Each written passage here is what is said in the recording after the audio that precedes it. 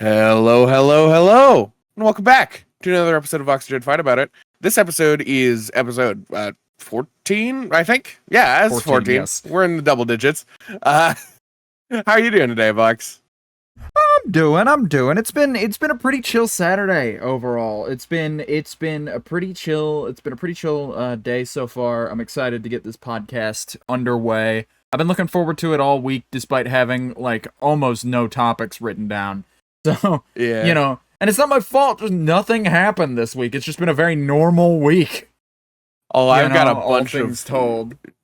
I got a bunch of little bizarre topics, like this one. It is in all caps. Sunny D is not orange juice. I don't really remember why I wrote that down, but I had some feelings about it last night. See, You got opinions on that? I wish I could fight you, but it's not orange juice. I will say I like Sunny D more than orange juice. I think. Oh, that's Sunny a bad D choice. That is a poor decision. Need I say I'm allergic to citrus, so that probably has something to do with enough. that factor in. And I believe there's still citrus in Sunny D. There's just less. It's less potent. Because I like orange juice. I really do. But, like, I think about the taste of orange juice sometimes, and I get, like, a craving. You ever get a craving for something, and then, like, you taste it and go, no, that's not what I wanted. Yeah. That wasn't as good as I thought it would be. That's how I get with orange juice every time. I take a sip of, I pour myself a nice big glass of orange juice after, like, picking it up from the grocery store. Nice and ice cold in the morning. And I put it up to my lips, and I take a sip. And it's good, and then it stings, and then it's gone, and it's just like, that kind of sucks. Oh, yeah. I don't want to drink more of that. Man allergic to peanuts does not like peanut butter. Like, well, I'm not like deathly allergic. My throat isn't gonna close up or anything. It just puts a it's the aftertaste of it. Of just like the citrus just puts like an aftertaste in the back of my throat that like burns just a little bit, and it's like nah, that's just enough to be uncomfortable. But I drink Sunny D, and it's just like. It's like distilled orange juice where it's like, it's less citrusy and more sort of like sugary and like juicy, It's like the lemonade of orange juice. Yeah, I guess. Like, I think Sunny D only works in one situation. You are 5 years old. There is a cooler full of ice that your mom brought to the park. You then take one of the Sunny Ds out of the cooler full of ice and you drink it.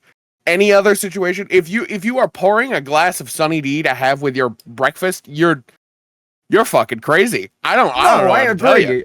I agree, and it I is like a summer food daytime either, frankly.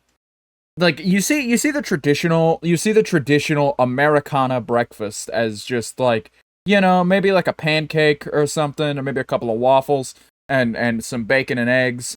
And like I'm talking about like the commercial entree and side sort of breakfast. The kind of breakfast that you never eat because like, dude, that's like $40 worth of food just to like get me going in the morning. And nobody's gonna eat, fucking like some bacon, some eggs, a pancake, and then also a bowl of cereal. But especially nobody's going to eat all that and drink orange juice with it. Not a fucking soul. Orange juice goes with maybe one of those foods total. I don't know what you're doing. Well, I like orange juice with my breakfast. I'm big on orange juice with my breakfast. I love orange juice and just cereal. In general. I think orange juice and cereal is the big rub for me of just like there's a situation where you will have had milk in your mouth and then had orange juice in your mouth very close together, and it's just like, ew, that sounds like an awful combination of things. Those are two liquids that should never meet. An orange creamsicle is a well-balanced thing like that. I like myself an orange creamsicle. I'm big on that kind of thing. But like it's like a measured mixture. It's not just like some asshole haphazardly getting a spoonful of milk in his mouth with his fucking bran flakes or whatever, and then immediately taking a fucking swish off some orange juice. What are you doing? I think that it could be good. Now that you're saying it, I think that milk and orange juice could taste good together. I think they could. I just think it's a clashing of the palate to like have them separately together. Like if you were to make a milky, like if you were to make like an orange milkshake or something like that, or even like do like half and half with orange juice, I could be convinced that if you put orange juice in sort of a pilk situation where it's like orange juice instead of the Pepsi, the acidity will probably curdle it. But still, I stand by it. like, I think it could maybe taste good, but I'm just saying that, like, back to back, kind of just in, like, I need something to drink now, and then I need to get a bite of food in me. I don't know, man. Not flavors I don't know. that I feel should, not flavors or textures that I feel should go together, but I'm a big milk purist, is my issue, I think. With that particular, I think it's less about the orange juice and more about the milk, because it's just like, dude, you can't drink, like, milk with every meal. It doesn't work.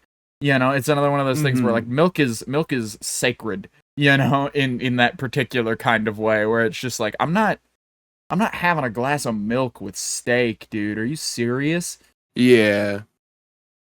Yeah, But, like that's just where I lie on that, of just like, I think it's less the orange juice and more the milk that throws me off.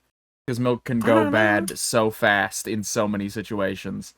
I'm very, like, I eat and then I drink food. It's very separated. There are very separated activities when I'm eating. Like, it's eat, take a moment, take a sip of my drink, go back to eating. I've seen some people where it's like, put a bite of food in their mouth and then take a drink of their drink, and it's like, what are you doing? And it's all just in unless there you're together. eating the driest thing known to man, or the drink pairs well, like a coffee and a donut, that's fine because the drink pairs well.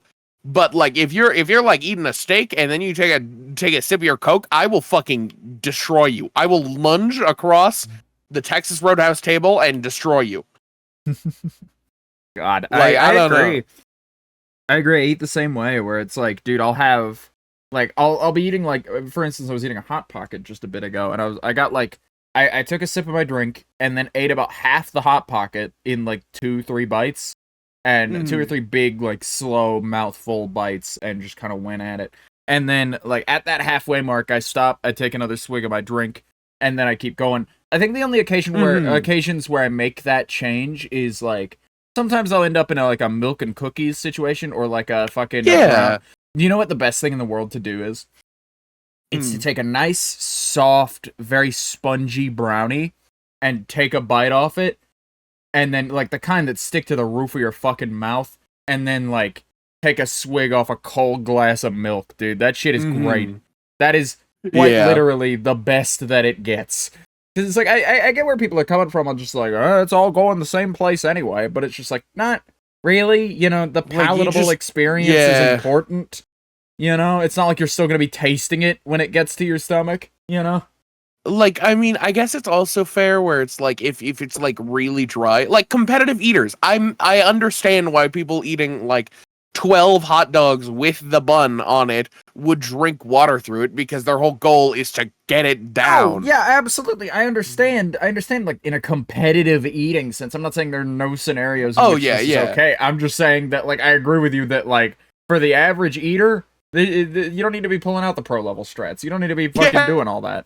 But especially if you're eating like a steak, it's like, dude, you either overcooked your steak, like you ordered a steak that was like fucking medium well, or you fucking, like, a steak is moist enough. You do not need to be fucking pounding like whatever your drink of choice is, as well as taking a bite of steak. It feels awful. Get A1 sauce if it's really that bad, you know?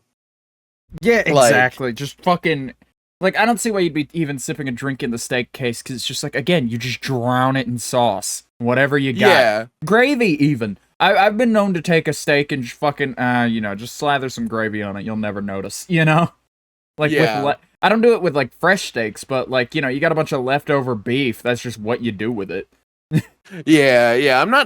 I did not grow up in the South, so, like, older beef generally goes towards spaghetti. But, what? Spaghetti is a sacred dish, my friend. You've got to get fresh ground beef for that. I'm talking about, like, yeah, we've got these, this, like, cubed steak from last night. We've just made way too much of it. Just huck it in there, you know? Like, I'm not talking about beef that's gonna go out of date, because that falls into the same category. But, like, for spaghetti, you need fresh beef. You need fresh. I mean, if you're gonna do a meal, because you have, like, we've got like 2 or 3 packs of ground beef in the freezer, and they need to go like yesterday. You make chili. Chili is the thing you do about that. Chili is a good one, but like spaghetti is my go-to for that. I don't know. I mean, It's I just because guess spaghetti is it's easy. fine. It's quick. And again, the beef that's like about to go out of date is fine for spaghetti. I just thought, for some reason I was still on my gravy shit. Yeah, 'Cause like that's where you were going with pre-cooked it. cubed beef. So I was just like, yeah, no, Yeah. you don't fucking do that. Why are you doing that? Yeah, no, that's fucked. Like, but like, no, like about to go out of date. That's generally for spaghetti in my household. No, you make some sort of bulk dish like that, like spaghetti or chili, where you're gonna need a lot of ground beef anyway. That's just like the huge for that sort of situation. Yeah, I don't know. A meal needs to be moist to a degree, and if you're fucking like, I don't know, if you're pounding your Diet Coke right after eating it, like, get some gravy on it, something like that. Speaking of Diet Coke, though, why the fuck is Diet Coke and Zero sugar? Like, why are they both like every brand has a diet and a zero, and the Well, they're diet one different. is always worse every time. You're right. No, flavor-wise, the zero sugar ones can be fine. I think, unfortunately, I think a lot of Coke products have much better, like, zero sugar variants. Like, I think zero sugar Yeah. Coke and, like, zero sugar Sprite. They came out with, like, Sprite Chill, in the past while. I haven't tried it, and I don't know when I will. Because, again, they're still, like, I think they're still on the boycott list? I don't know. I started boycotting them when everyone else did, and I just haven't gone back. Because, like, better safe than sorry. But, like, I haven't tried Sprite Chill yet, and it people say good things about it. Either way, like, they have a lot of good diet variants. Because the difference, I think, is that diet drinks have less calorie count. Like, their focus is getting the calorie count down, whereas, like, the zero sugar variant is just that for zero sugar. I did some research. They both have 0 calories. Like, that's the thing. Diet soda is pretty much like a grandfathered in thing because diet soda has its own flavor because it uses aspartame. Zero sugar Coke, its goal is to taste like Coke, and not have the sugar in it. So, like diet soda and whatnot. Yeah, diet soda is like for people who like the flavor of diet soda is the thing. Because like you could get the zero sugar variants and they taste very similar.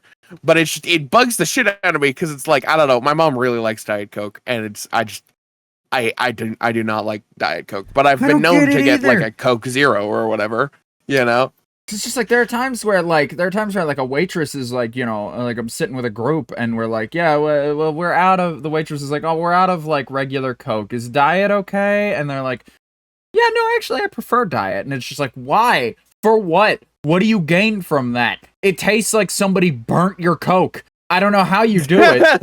I don't know how you would burn Coke. You know what I've never thought? This soda sure is good. I wish it had like a dog shit aftertaste. I wish my mouth felt like weird and tingly and had like a really gross sweetness in the back of my throat for the rest of the night, actually.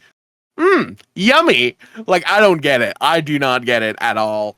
And like, I don't know. I'm very like my drinks 9 times out of 10 will be an unsweetened iced tea because it's pretty much just like water with like flavoring.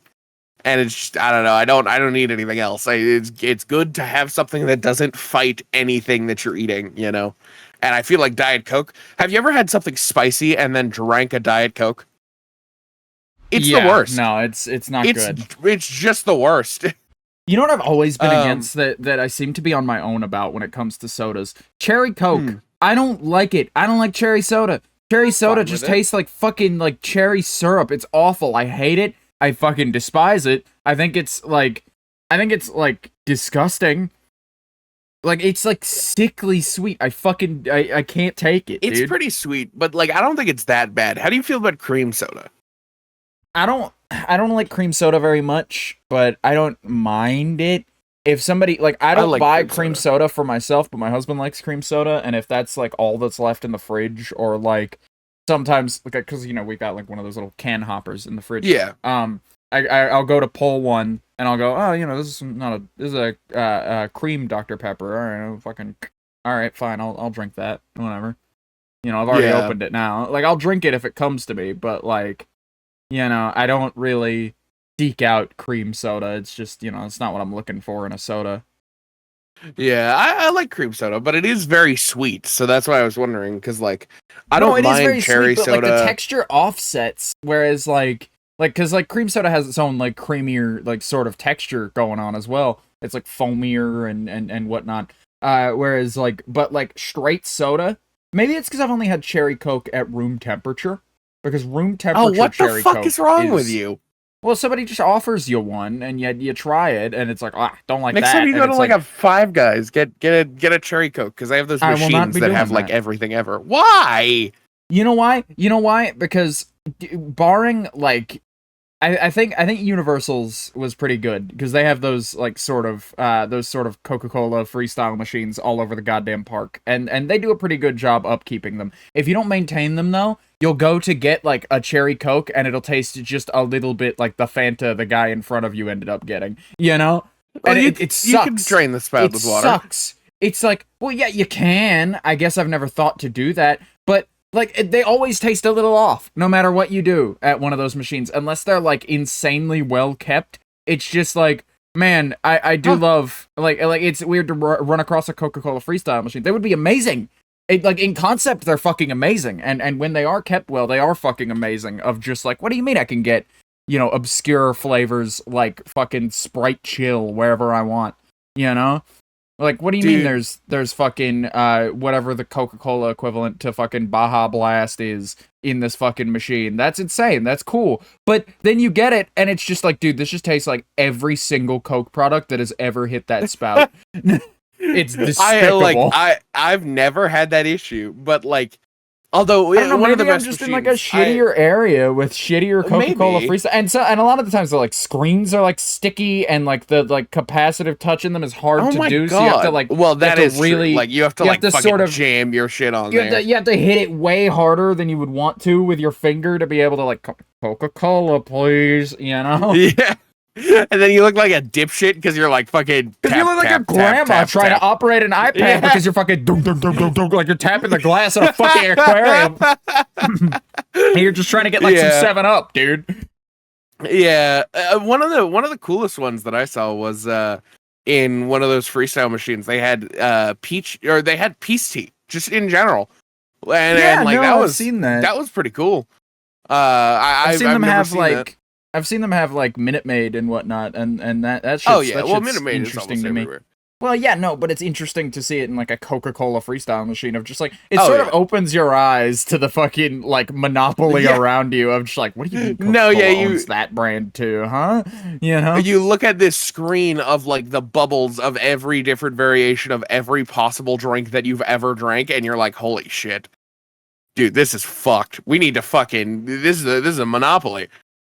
Yeah, and then every time you leave that machine, you completely forgot about it, and you forget that Coke is a monopoly. But in that moment that you see those bubbles, but honestly, you realize. But I'm real sad. I'm real sad about the boycott not because of like the people dying or the tragedy or anything like that. Of course not. But I'm sad that Coca-Cola's on the wrong side of this goddamn thing, man. I really like my Coca-Cola. That's the real tragedy, is that I haven't had a Coke in... Actually, I had Coke recently because some restaurants, only have Coke. And so it's just like, well, what am I going to do? But, like, generally in terms of buying Coke products... And I some people are like, oh, boycotting doesn't work. Boycotting isn't going to get you anywhere, But, the thing about this boycott is I'm certain. I buy, like... 3 12-packs every 10 days. Oh my god. So that's fucking... That's a lot of soda. That's like $30 every 10 days. That's like $90 a month. So that's like $1,200 on soda a year. So I'm a big spender for the Coca-Cola company. I've never done that math before. $12,000 a year, don't you? No, I must have done my math wrong. Well, no, 1,200, not 12,000. I make 10,000 a year. I'm a very poor man. But yeah, no, I transposed the zero there. It's 1,200. It's $1,200 on soda. Oh my god! But yeah, that's anyway, a lot of money on soda. That is a lot of money on soda, and I'd never done that math before this very moment. But like that's like $1,000 a year. That's not a like maybe for the Coca-Cola Corporation, yeah. But like I'd argue that like me boycotting matters than the more than the average person when it comes to Coke. Probably. You know, like and I need to preface like, you know, I'm very poor. I don't have a lot of room in my fridge. And so I can't stock, like, if I could do, like, a pitcher of tea instead of, like, 3 sodas a day, I'd absolutely do that. It'd be better for my health, it'd be better for my wallet. But, you know, there's just not any room. The thing they don't tell you about living in a very confined, small space is that things are going to be much more expensive than they would be otherwise. Groceries are more expensive because you can only fit so much into your freezer and fridge. And so it's just like a balancing act of like, okay, well, we have to get, you know, this because it comes in a size of packaging that works best for our situation, you know, even though it's like $1 more. Just making a lot of those little sacrifices and gambles here and there. Yeah. It's a lot of that. Because I would say just get like 2 liters and some ice, but like, you know. You'd clearly be able to that fit won't work. 2 liters in there. Like, I mean, and again, at 3 sodas a day, we'll be running through a 2 liter pretty quick between me and my husband both having 3 a day. So that's like, you know, that's 6 soda cans per day going in and out of this house.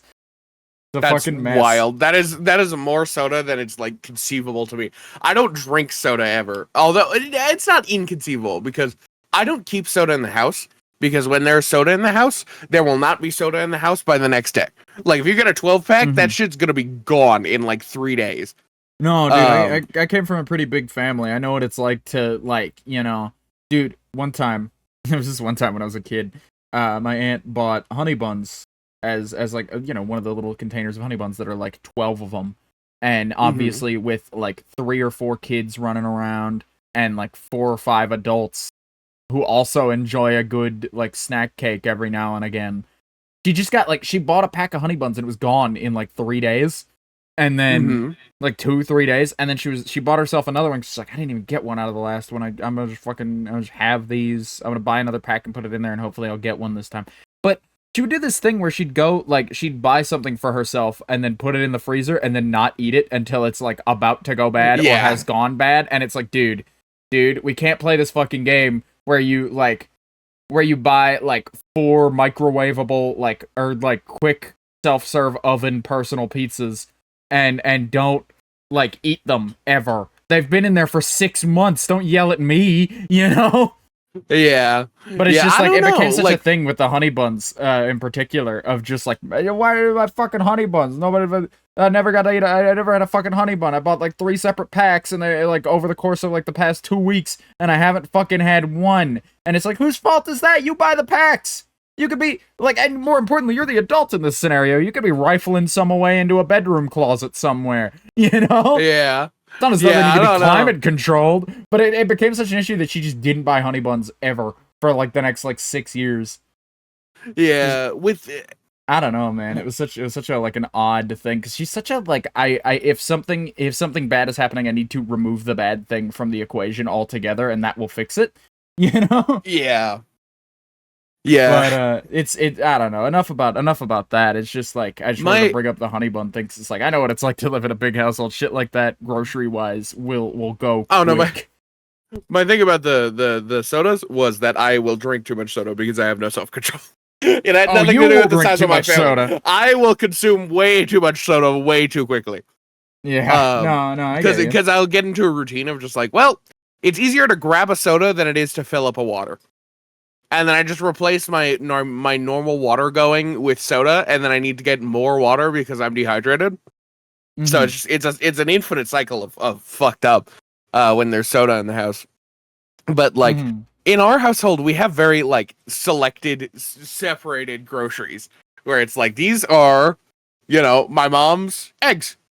I don't eat these eggs because they're fancy and special, and she prefers them. I don't really care. I get the like Walmart brand shitty 18-pack of eggs. That is the difference. I don't eat the other eggs. I eat these eggs. And like I have my own frozen food. Nobody else eats them. Those are my frozen pizzas. all right, we're cool. There's no food sharing in the household. Like, there has to be like communication for there to be food sharing to a degree, you know? Because I was gonna say that's how we do groceries here as well, as just like, all right, we need like 10 cans. You want to get soups? That'll be cheap. All right, I think about 10 cans because they're on like a fucking 10 for 10 deal. I'll pick 5, you pick 5, and then we'll make it work. You know? Yeah. And a lot of the times it does come down to just like, you haven't eaten a single one of the cans that we bought, and I've already eaten my 5, you know, and clearly you're just not interested. Do you mind if I have like 1 or 2 of yours? And it's like, yeah, fucking go ahead, I don't care. You know? But Yeah. like, come grocery day, it's definitely like, I'm buying this for me, or I'm buying this because I can cook it for me and my husband, and we can have it together, you know? And just like, there's just like, there are like social contracts when it comes to food of just like, this is for the both of us. This one right here is for me. I also got a little something for you, you know? Yeah. I think the fair social contract, though, is like, listen, your leftovers have been in the fridge for 3 days now. It is fair game. It will go bad tomorrow. It is now fair game. Absolutely. I think that's the rule with leftovers. If it's gonna go bad and they're not gonna eat it, and you can confirm that they're not gonna eat it, you take it if you want it, you know? Mm-hmm. Like, that's just how that operates. Even if it's like, okay, listen, it's been 3 days, you know, you need to eat this. Are you not going to eat this? By the 4th day, I'm going to eat this. Like, there doesn't even need to be communication there, partially, because it's like, by the 4th day, they're going to go, this is too old. My barrier for this is too old is the 5th day. So, you know, it's fair game. Well, it depends on the food, I would think. It does depend on the food, but yeah. It's very food dependent. You can't eat chicken on the 5th day, and, you know, you can't eat, like, you can't go, like, oh yeah, 5 days from now, that fried chicken in the fridge is mine, and it's just like, 5 days from now, that soggy ass salad you left in there is mine, you know? Yeah. You can't eat, those are not equivalently rotting foods. No, of course not. You know? But, yeah. There's just a point where it's, you know, not the case anymore. It's just a pet peeve of mine when it's like, this is my thing. This is for me. And then they don't ever eat it. And it's like, well, all right. Cool. I would have eaten that. I would have been happily eating that. But, yeah. Mm-hmm. I don't know. But, speaking of like bizarre foods that you can get and eat, and specifically soda makes me think of it. Movie hold theaters. On a minute. What are you squeaking over there? What? I'm leaving this in. What are you squeaking? Happening? You're just like. It sounds like you're like capping and uncapping something, and also like rocking back and forth in a chair. And I know you don't have a chair. That's why I know that's not it. But you know the sound that like chairs make, like desk chairs make when you like lean in them if they're like not well oiled, where they short up. Yeah, it is making a noise. It's not making the squeaking, but it is making like it sounds like you're like unscrewing a cap and then screwing it back on. Oh. I didn't know that was making a noise. I'm leaving this shit in. I'm leaving this shit in because, like, I need you to know. I almost said chat. I need you to know, dear viewer, that, like, Jed will just, like, do this shit. Jed will, like, start, like, making the most irritating sound you've ever heard in your life and go, oh, is that you don't ever tell me. Yes, it's picking up. Well, I tell you sometimes, and you're like, oh, you know, is that coming through? You know, and I'm like, yes, it's coming through. You've been making the most, like... You've been fucking, like, scraping a nail on a chalkboard nonstop for the last 35 and a half minutes. Why do you think it's not coming through? How am I supposed to know if it comes through or not? I don't know how to edit that out because it's kind of a funny bit, and I'm sure the audience has heard it just as well as I did, if not better, because I have you, like, audio, like, perfected into place. So I had to just, like, full stop you to talk about this. Because this is such like habitual thing. It's one of those things. The worst fucking transition that I've ever done in my life. But good. Because like I'm just saying that like I felt bad too because you were going into a transition. It's like I can't get you hit these strides when you start doing this shit too. You hit these strides vocally where it's just like Jed, you don't speak in a cadence that is stoppable for a recording. I to my detriment, I think I've done it too much to where, like, I kind of speak a little stilted. That way I can, like, jump cut things when necessary and not have to worry about it. But it's just, like, such a problem with you because you have, like, such such like a roll down a hill. Like you get like momentum with speaking, and it's just like there is no opening between now and the end of this thought, wherever it may lead, that will let me let Jed know that he's making the most insane, irritating noise on the planet. You can shoot me a DM. No, I can't. I've tried that before, and you don't see it during the podcast. That's real bizarre because I have our DMs open every time. But yeah, what was I saying? Oh yeah, theater. Yeah, what were you saying? Theater. The movie theater. We're talking about movie theaters now? Yeah. Okay. We're talking about movie theaters, specifically movie theater rips, and how bizarre, like, I think it's bizarre if you watch a movie theater rip, like, genuinely just wait for the movie. But then again, I had this idea. So, Vox and I, we've been trying to watch, Deadpool and Wolverine together. Yeah, because I saw it. I saw it opening weekend. Obviously, I mentioned it on the show. Even I saw it opening weekend because I knew I didn't see it opening weekend because I really wanted to. I really did want to. I did want to see it that bad. But what elevated me over that edge of just like, because I was like, I kind of want to watch it with my friends, So I almost want to wait for it to come out on digital. And then I thought about it for 2 fucking seconds, and I'm like, if I don't go see this weekend, by the time it comes out on digital. Hell, maybe even next week, it will be spoiled for me. It will be horrifically spoiled for me back to front. I'll know about every actor who's in it. I'll know, because, like, you hit a point after a movie's out in theaters where all the actors are like, great, I could talk about that thing I was in now. And it's just like, oh, what do you mean X actor was in this? And it's just like, well, fuck me then, I guess. Well, I guess I know what character comes back in this movie, or, and for this movie, it does kind of matter because the cameos are like a big aspect of it. I think it does have a nice, I do think it has a nice like center though, this movie. Not a good emotional heart like Deadpool 2, but it has a good emotional heart to it. That transcends anything that can be like spoiled for the audience. But anyway, I saw it, and since then I've been like, oh Jed, you have to see it. And like I want to watch it with you though. And so I've just been like scrounging the internet hoping that like a really good copy like leaks, or like even we get our hands on like a digital copy, because like those happen so rarely, because like it's very hard to get your hands on unless you're like a theater employee, and even then it's hard to get in there and rip that shit. And even if you did, you're gonna get fired. That shit is gonna get tracked back to you, and you're gonna get fired and probably sued out the ass by whichever movie studio you're leaking that shit from. But like, those rips are hard to find, so a lot of it just comes down to theater rips. I don't know why you would ever watch a theater rip. I guess the only occasion I can see myself watching a theater rip is I have to see this movie. I am dead broke. I cannot go to the theater. I need to see it before it's out on digital, though. I bring this up because when we first started looking through it, you went, you were really surprised by the audio quality of one of them, and I was like, how surprising, like, how good can the audio quality of a fucking, like, theater rip, how good can that get? Well, when I say it has surprisingly good quality, stereo? I mean, no. I'm listening to this theater rip, and you know how most theater rips sound, audience, and if you don't, go and look one up.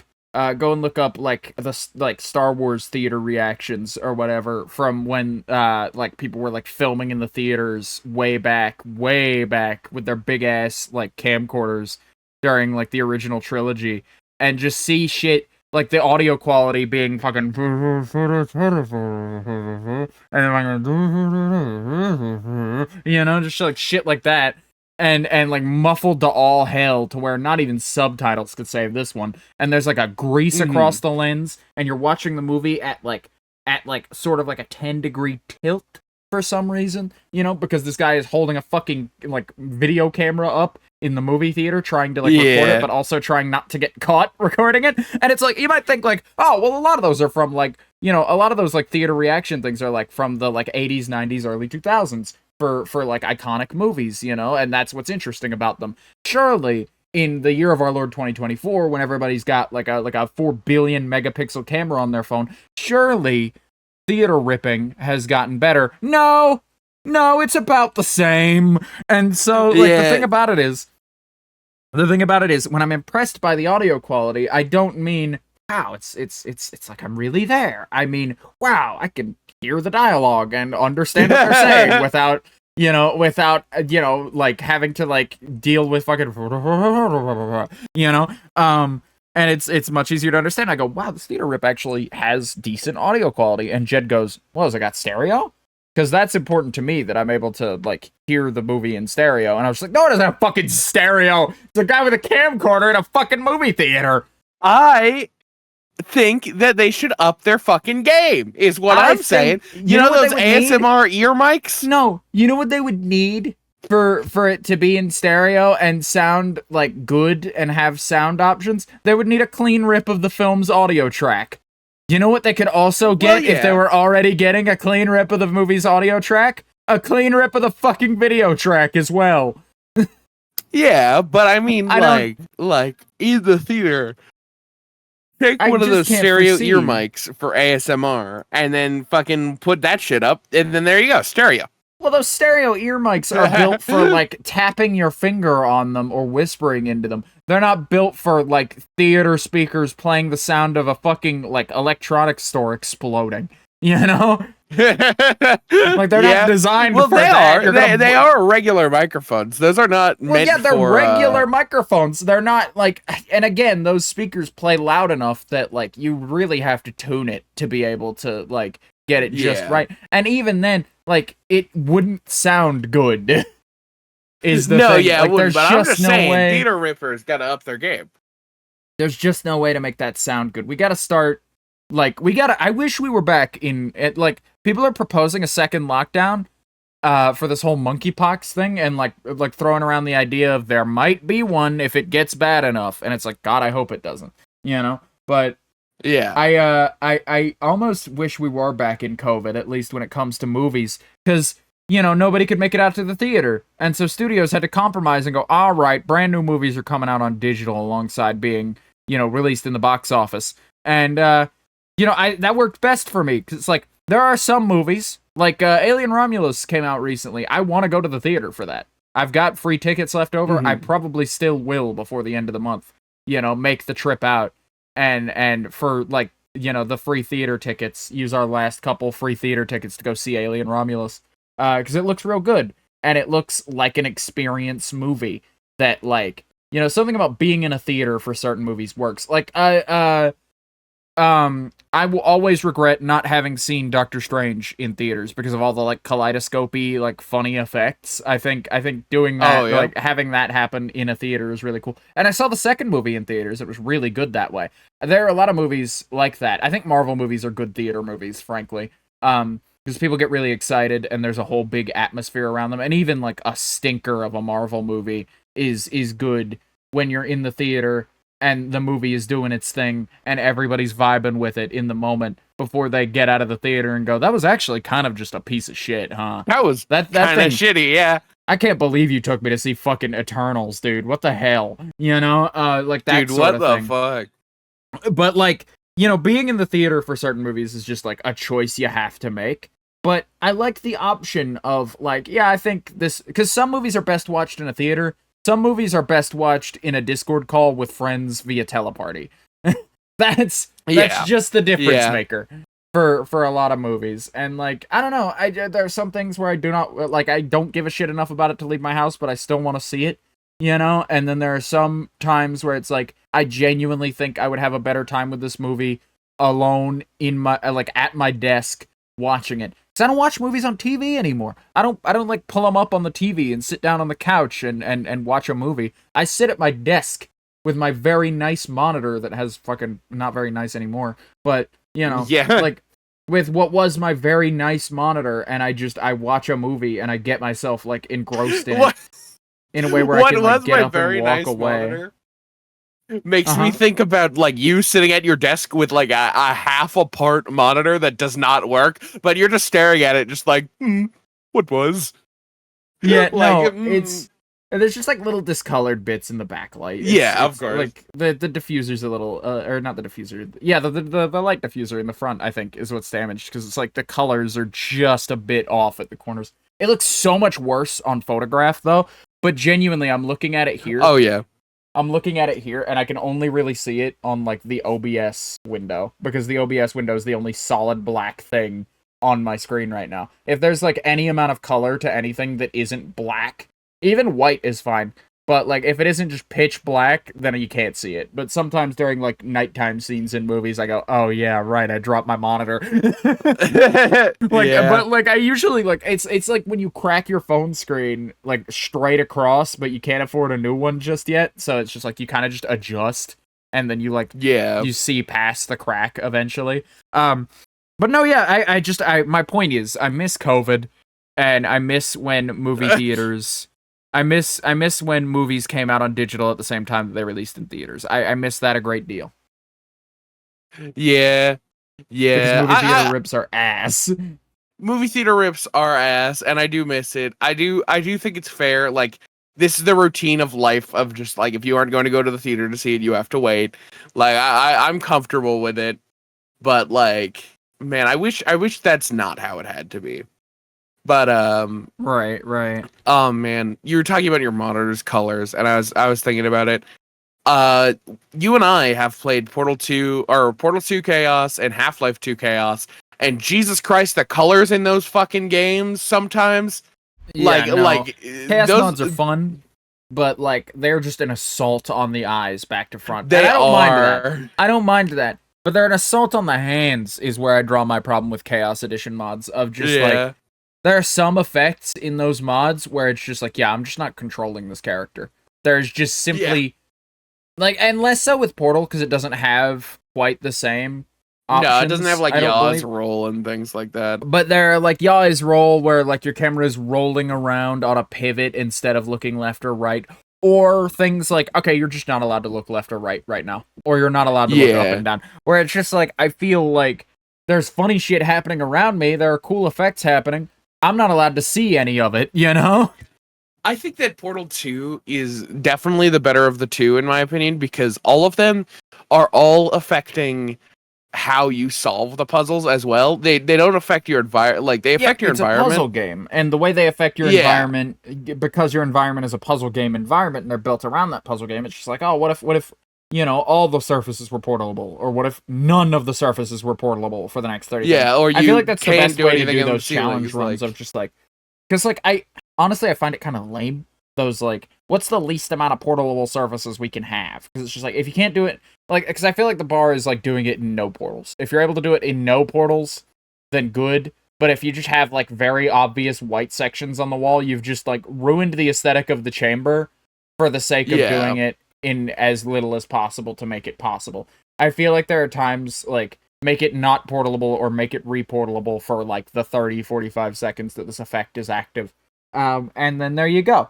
You know, I feel like that's peak for me at least of just like, you know, because even if you find yourself, because sometimes you're going to find yourself in an interesting challenge where it's like, oh, I guess I could, you know, technically do this chamber without, you know, doing any portal surfaces. Yeah, maybe I can do it without any portal surfaces, or maybe, you know, maybe if the chamber, like, maybe I can do it with like a moon jump and tackle it differently than I would normally, or maybe I can't. Maybe it makes it fucking impossible. Yeah. But when it makes it fucking impossible, it's just like, 30 seconds and I'll be back to it, I guess. You know, like with the exception of like I think it was called GTA 2. Where it's just like, okay, my camera perspective is now inside of the ceiling, and inside of the ceiling right now is in the skybox, which means it is bright fucking white. And it's just like, oh my god, I literally can't play the game. There are some times where it's just like, okay, I'm taking my hands off the mouse, not playing the game until this is over. But like with Half-Life 2, from what I was seeing, because there's a lot more there's not a lot going on that they could play with environmentally. They just kind of like, what happens if we spawn, let's do, Grigori. Yeah, fuck it. Grigori. He's gonna show up and he's gonna shoot you in the ass. And it's like, yeah, great. He's here. But now I'm in an elevator that I'm locked into a scene and he shoots me every time I respawn. So I literally can't do anything about this, you know? Yeah, like the Left 4 Dead one, where it spawns fucking 50 billion of every zombie type in the game, and it's just like, dude, I'm in a cutscene right now. I need to, like, get through this. Yeah, you know? I don't have any weapons. Please leave me alone. You know, and I guess that's what customization for these mods is all about, you know? and you're meant to play with how it's set up in like the config and just go like, okay, I don't really like this effect. This effect ruins my fun. See what I'm saying? You got a fucking bird chirping over there? I just realized what Put it was. I'm so sorry. It's down. It is down. I grabbed it off my desk without realizing. Well, stop playing with shit, or at least like do what I do and mute your mic when you're not actively speaking. But like what I was saying was that's what the config for these mods are for. You know, just like getting that sort of thing and going like, I don't like the Left 4 Dead effect, or I don't like the spawning Grigori. I don't like that it does that as often as it does, or I don't like locking my camera in. Let me turn those off, or turn the probability of them down, or, you know, turn the length of them down. Like, those are all options that I have at my disposal. I did stream Half-Life 2 Chaos, but I only got like 2 hours out of it, instead of the requisite 4 hours that I usually stream. Just because I got so fed up with just like, yeah, there's a bunch of fun stuff happening around me. I'm not allowed to fucking see any of it. You know, I can't like, you know, my camera is locked staring at the ground while all this shit happens, or I'm being killed every 1.5 seconds after I load my last save. There's nothing I can do. I just gotta load a fresh save. All right, let's try again. You know, and it's just like, it is fun, but it's not fun for the same reasons as I would want a Chaos mod to be fun. I want a Chaos mod to be fun for like, oh, the physics are super fucking fast. Look at that. Look at how fast like props fly, or look, high gravity, or look, low gravity. Everything's floating. Or, oh, the NPCs are all mad at each other now. Or, oh, none of them are mad at me or each other. They're just hanging out. That's kind of interesting, you know? Like, all that stuff is fun and cool and all, and that's what I want out of a Chaos mod. Whereas, like, it seems like there's a fraction of, like, this Chaos mod that is built around, what if Half-Life 2, but the game fucking fights you every step of the way to be able to what if Half-Life 2, but it was forward. unplayable? Yeah, and that's fun on its own. If I strapped in for that, I think I could have easily gotten 4 hours out of it. Of just like, okay, now my camera's locked. Let's see. Can I like do something about? Can I get around the corner at least? You know, like, oh, because like there are things like grenade bullets that were a lot of fun, where it's just like, okay, I could just like, there are like 4 NPCs shooting at me, and I'm also shooting. 70 grenades just spawned. We are all dead. There is no getting around this. You know that we are in a shipping container, and there are 80 grenades on the ground. Like, you cannot see the, like, you ever like see that footage, those footages of like people like wading through like Coke cans in like a hoarder house. It's like that, but with fucking grenades that are about to go off any second. We're all dead here, dude. You know. And I think moments like that are very funny and very clippable, but like then you get moments where it's just like, I'm just like sucking at the game because I'm not allowed to play, or because it like took all my weapons away in an area where I'm like designed to have a gun, you know? Yeah, no, like that. I don't know. Portal 2 Chaos was a good time because you watched me do a lot of it. And it was a couple of funny moments of just like, holy shit, that cube is going fucking flying because there's no gravity, you know? But then there were like, when I was watching you playing Half-Life, it was just like, man, this just looks like it's painful to experience, you know? Yeah. And like there were some good moments with like the just like, you know, fuck it, put the entire game corrupting itself. Please stop trying to think of examples. You're only creating dead air. Trying. You're really pushing it today, where you're just like, yeah, I don't know, is there, you know, you think about it, it's just like, how am I supposed to like interject on that? You know? How am I supposed to save you if there's no, we're not talking about that yet. We're not there yet. Jed, we gotta talk about the fucking Kevin Smith movies in order, you fucking moron. We've gotta fucking wait. Well, yeah, I was saying that's the thing. You fucking do this all the time, where it's like, dude, we've been doing this the same way every other week, because we only talk about the Kevin Smith stuff every other week, because we have a guest on every other week, you know, and so it's like, you know, we don't want to interrupt them to go like, yeah, Chalubi, that was a fantastic story. I'm gonna have to cut you off for a minute. Let's talk about Tusk, you know, but fucking, like, it's not like we do this every other week, and we do it the same way, where we bring in the Kevin Smith topic and we run through it. Why? What do you think? For some reason, we're going to talk about like the 3rd or 4th movie we saw. Well, the transition was into let's talk about Kevin Smith. Speaking of or let's talk about Kevin Smith. Oh, okay. I thought we were gonna go straight Yeah, to Tusk. no. Okay. All right. No, No, 'cause, that like, was the that's not- transition. That's not what I want to do yet. We're talking about Kevin Smith in the middle because I have an argument, or I have like not an argument, but I have a thought that we are going to be talking about Kevin Smith for Yeah. quite some time this time because Tusk is a movie in our lineup here today, and And I we have finished the setup. I have much to talk about. Yeah, no. But I warned Jed on the podcast, or not on the podcast, on stream yesterday that like I have a very good topic relating to Tusk, that I think will be fun to talk about. Like I just like I could do a Tusk the podcast, dude, where we do nothing but talk about just like, you know, oh, well, there's this aspect of that movie or that aspect of that movie. Just like new shit just keeps coming to mind with that fucking movie, dude. But we'll get there. We'll get there. So we finished our Kevin Smith marathon. We're gonna go movie by movie on the ones that we haven't discussed on here yet. The ones that we've watched since we last discussed Kevin Smith. Last we left off on Cop Out was the most recent film we had seen. Yep. It wasn't great. And it wasn't great, and the following movies after this constantly take any opportunity they can to shit on Cop Out. Which is funny because it's like that's the only Kevin Smith movie that Kevin Smith had like almost nothing to do with. He wrote it, but like kind of just like wrote it and handed it off to somebody else. No, he didn't write it. He directed and produced it. He didn't write it. That was the difference with it. No, that was the difference maker. You're right. Yeah, no. Let's talk about it. We right after Cop Out, we did that episode and we talked about like how we're at kind of a low point with everything. I don't know where this is going. But like then we left and it took us a couple days because I believe that's where you took your no, that's not where you took your vacay. But your vacation did throw everything off. We did take a wild long break with Kevin Smith. I say wild long, it was like 4 or 5 days. But we got there.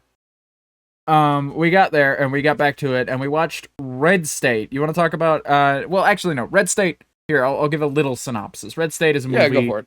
Red State is a movie about this like Christian offshoot cult who like, you know, hunt and kill people they deem as just like sinners and like heathens, you know, ritualistically as part of like their masses, you know. And then like the cops, you know, the feds show up and they're just like, yeah, we got to do something about these guys, you know. And it kind of fakes you out a little bit because you start by getting introduced to like these 3 idiot teenagers who get kidnapped by this cult and follow them pretty much all the way up until we meet the cult. And then the movie just isn't about them anymore. And starts to be about like this group of like feds and getting the fucking job done. There's a lot of Breaking Bad actors in this one, like Breaking Bad like B actors in it. But no, what are your thoughts on the movie now that I've filled the audience in on what the movie is? Okay, I thought it was better than you thought it was. I thought it was okay. I like it was pretty good. Okay. You know, I think it was written decently well. I thought it had a very compelling antagonist. I think that the ending dragged on a little bit, but I don't think that killed the whole movie for me. Yeah, no, I think the lead guy in it, the guy who played like the pastor, whose name escapes me at the moment. I think he did a fantastic job. And I think he was definitely sort of the star of the show. And he definitely got his fucking acting chops for that one. What a great guy. Like anytime he's on screen and anytime he's speaking, he plays a good crazy too, by the way. He's very good at playing like, a good like insane, actually fucking like insane. A believable insane person. But you know, that's his whole deal. And we'll come to find him in another role where he plays a crazy man. But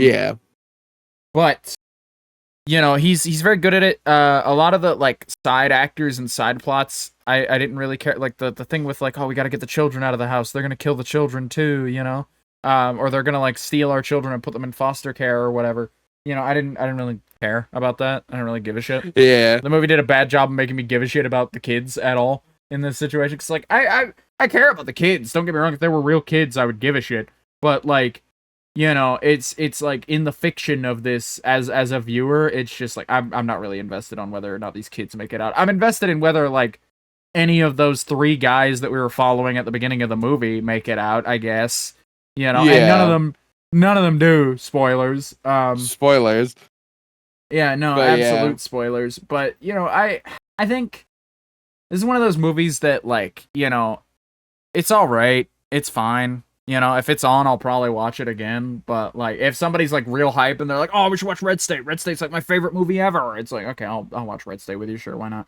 And I can have a good conversation about this movie.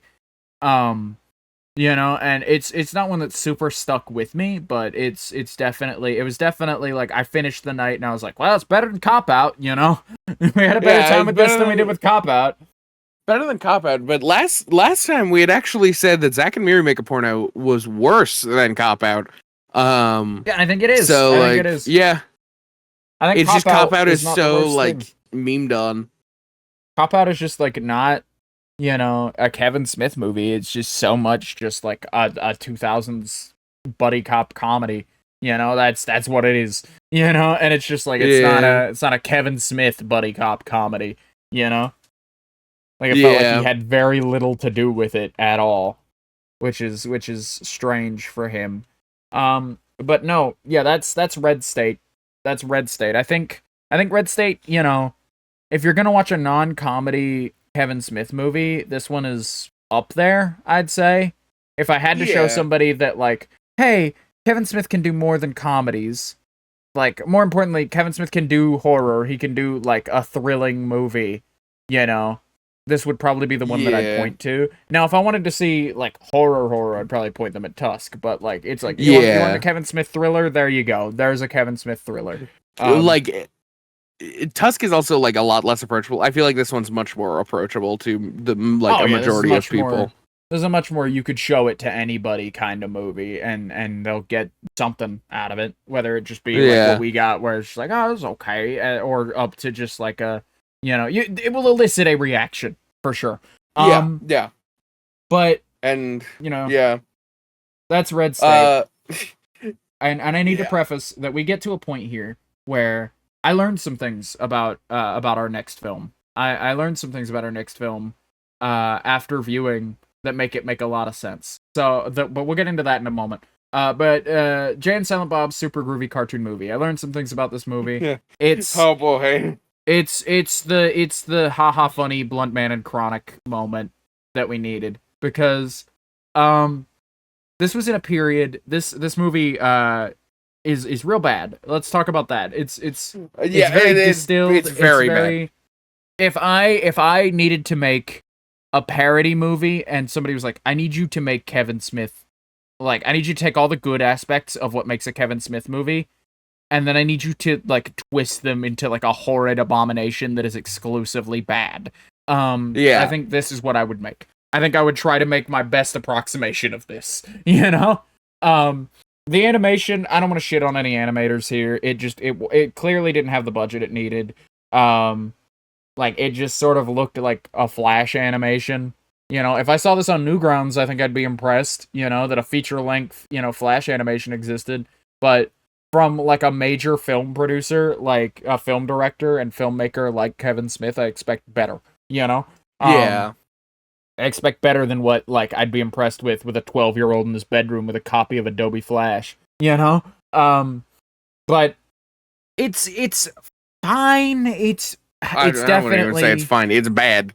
It's pretty bad. Yeah, it's pretty bad. But it's just like it's harmless. It's better than Zack and Miri and Cop Out, but I think it's harmless. I'm not even sure I'd say that, because at least, like, I'm not sure I could show anybody this movie. Like, I'm not sure I could go like, yeah, I'm a Kevin Smith fan, and then have them go, oh, the guy who made Jay and Silent Bob's super groovy cartoon movie, you're a fan of that guy? I'm not sure I could defend that. I'm not sure there's a point where somebody brings that up, as like that's my experience with Kevin Smith is exclusively that. Don't know how that happens to you, by the way. But like that's the only Kevin Smith movie I've seen. You're a fan of that guy, you know, and it's just like okay, well, listen, man, you know, it's just an impossible thing. It's an impossible thing to defend in my opinion. And so I don't. Movie was bad. It's pretty bad. It's pretty bad. That's all I have to say about it. It's pretty bad. But like the only reason that I rank. Yeah, go ahead. You just really don't like sex, is why you don't like Zack and Miri Make a Porno. You just really don't like sex sex comedy. That's like super not your thing, and that bias is evident in your ranking. You know, even Cop Out is there. I thought that Zack and Miri Make a Porno was just not funny. Yeah, it was just not funny. Cop Out, we got a couple of laughs out of even. But like that's my issue with it is that like we did laugh a little bit at Groovy Cartoon Movie. And I mean, we went to Kevin Smith movies for a laugh, so I part of me has a hard time ranking it any lower than Zack and Miri, where it's just like we didn't laugh at all, except for like little tiny things occasionally, you know?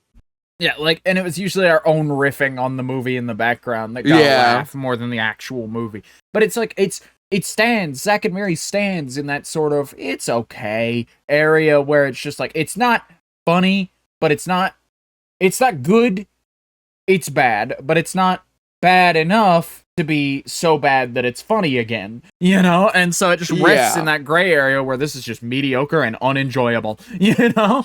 Like, this, I feel like, appeals more to the Seth Rogen fan than it does to the Kevin Smith fan. Nobody's watching Mallrats and then going, all right, Zack and Miri, let's go, you know, and then putting that in, you know, like that's just not happening. But I learned some things about Kevin Smith and where he was at mentally when Cartoon Movie came out.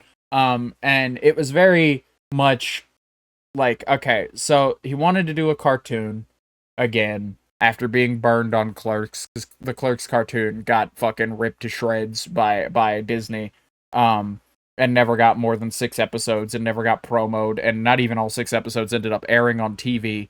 You know, they got a very shit deal. They got a very, very shit deal, when it came to making that cartoon. Even though it's a very good cartoon, I think it's very funny. And whatnot, but they were making this one, and clearly when they were making this one, this had been in development hell for a while. Like there's clips of him in like the year 2002 talking about doing a Jay and Silent Bob cartoon of some kind. Yeah, you know. And then there's clips of him in like 2006 saying things like, you know, if I were to do a Blunt Man and Chronic movie of any kind, it would be in the Jay and Silent Bob cartoon. Clerks 2 was going to be a cartoon movie. That's where the cartoon movie originated, was in Clerks 2. Are you cutting your fucking fingernails right now? No, that was just something that on my like it's something that fell off. I can't make this shit up, man. I'm not like that was not my fault. That was something that fell off the monitor riser off my desk. Oh my god, why did it fall off? Cuz I bumped my desk slightly. Why is it on the edge where it can just fucking go tumbling? Because it was like I don't know, man. I don't pay attention to where I place things on my desk. Okay, whatever. Clerks 2 was going to be a cartoon movie, and then it eventually evolved into just like, well, I'm kind of writing more Jay and Silent Bob in cartoon form than I am actual Clerks content. So I'll just save the Clerks stuff and I'll put it in a Clerks movie. And they did do Clerks 2, and it was pretty all right.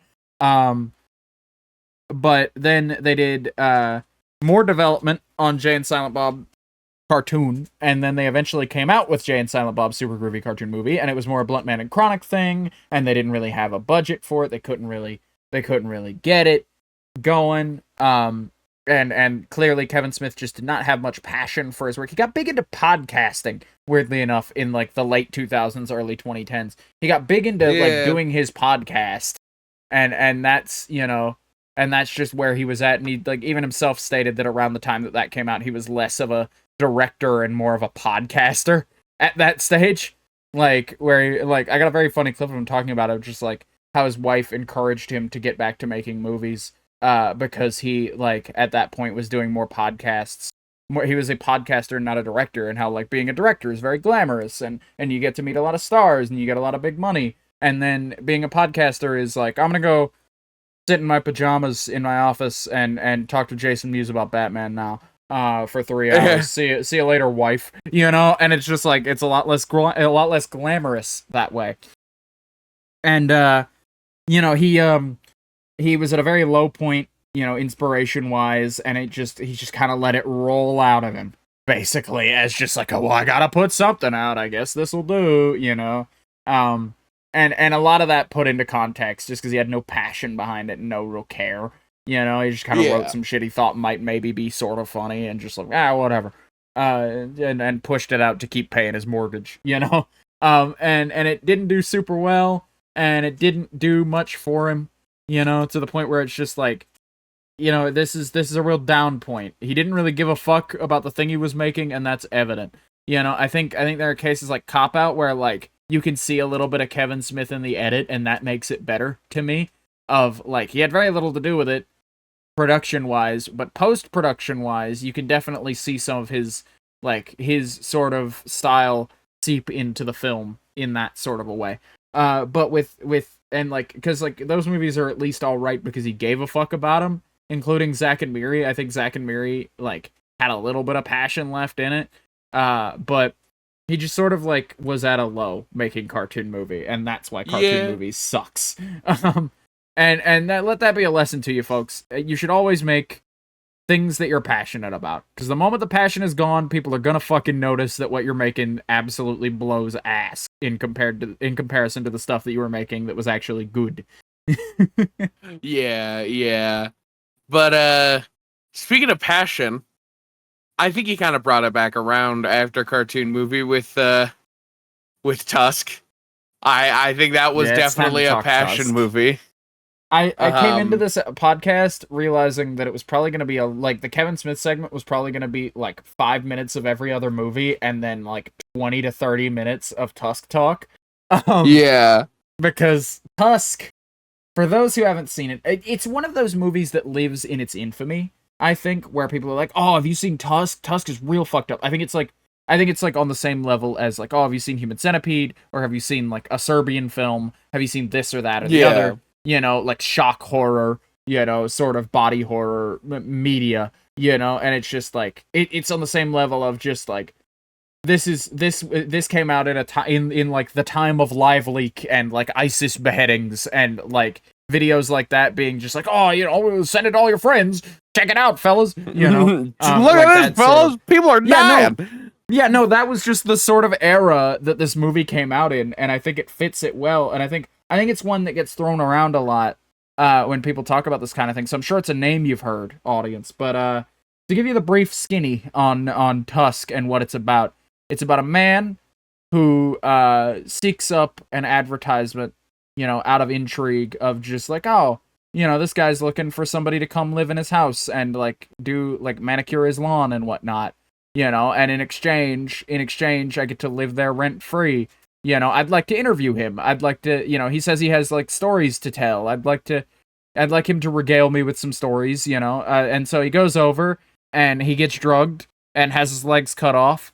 And then, you know, I don't want to get into too much detail, but by the end of the movie, he has been like body horrored into a fucked up walrus thing. And that's just how the movie goes. But I think it's a very experiential movie. I think it's definitely one that you should watch if you're into body horror or if you're into fucked up shit. I think if you just want if you want a movie that will both kind of make you laugh but also deeply disturb you for the evening, that is the movie you for watch. The week even like this. Oof.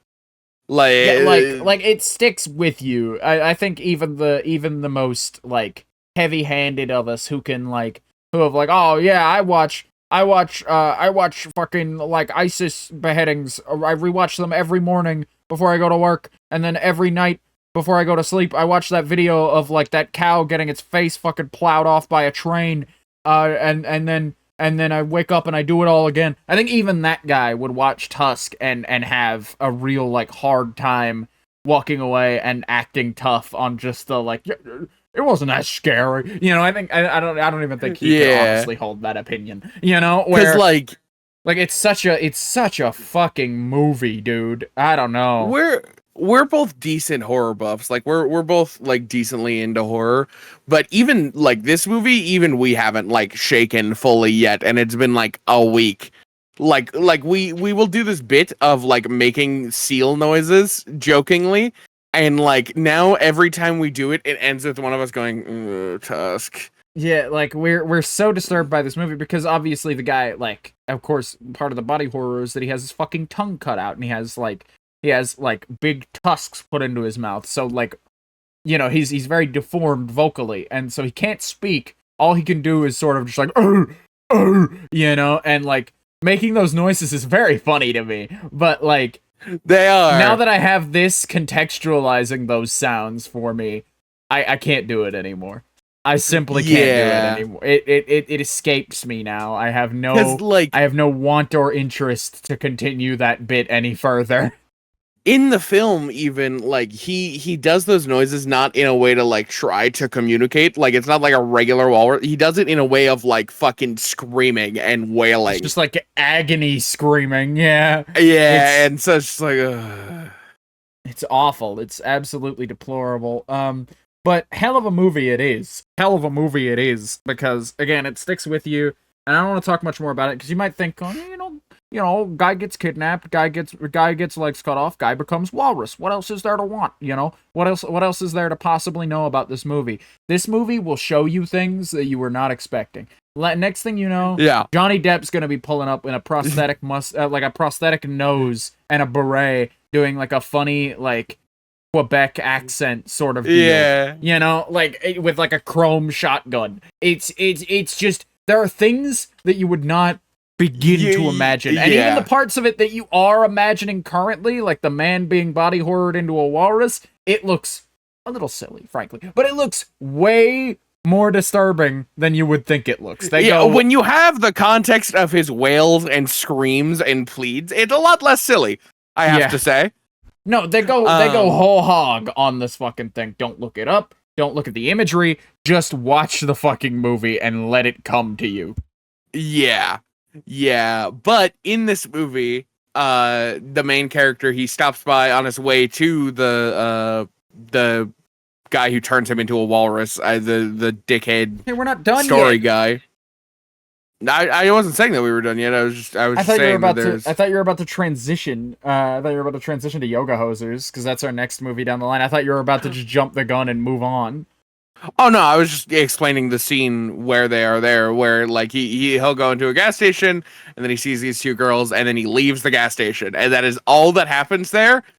And like, you know, they go back when they're trying to find him, but whatever. Like that is all that happens there, and then he goes there. But what else about Tusk? You were gonna transition, you motherfucker. You were gonna transition out of it. Audience, I have just filled you in earlier in this podcast, I'm sure you remember, and that you reminded Jed that I had a big topic I wanted to talk about around Tusk that we'll get to. Oh, right! God! Can a guy ask for a best friend who has a goddamn memory longer than a goldfish, please? Jesus Christ!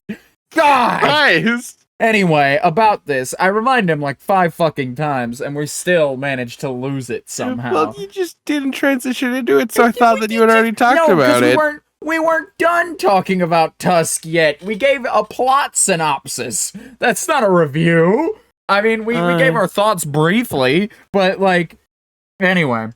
So at the beginning of this movie, there's a funny little thing where they flash the text fucking based on a true story in front of the camera for a second.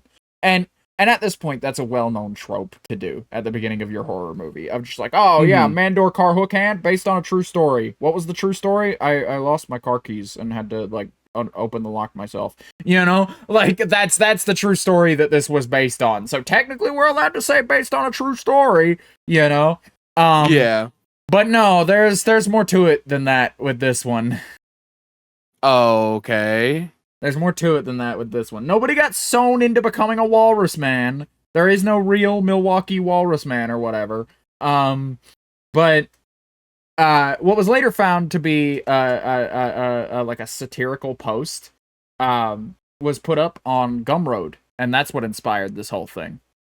And I'd like to read you the original post on Gumroad from a British man, and I'd like to talk about this.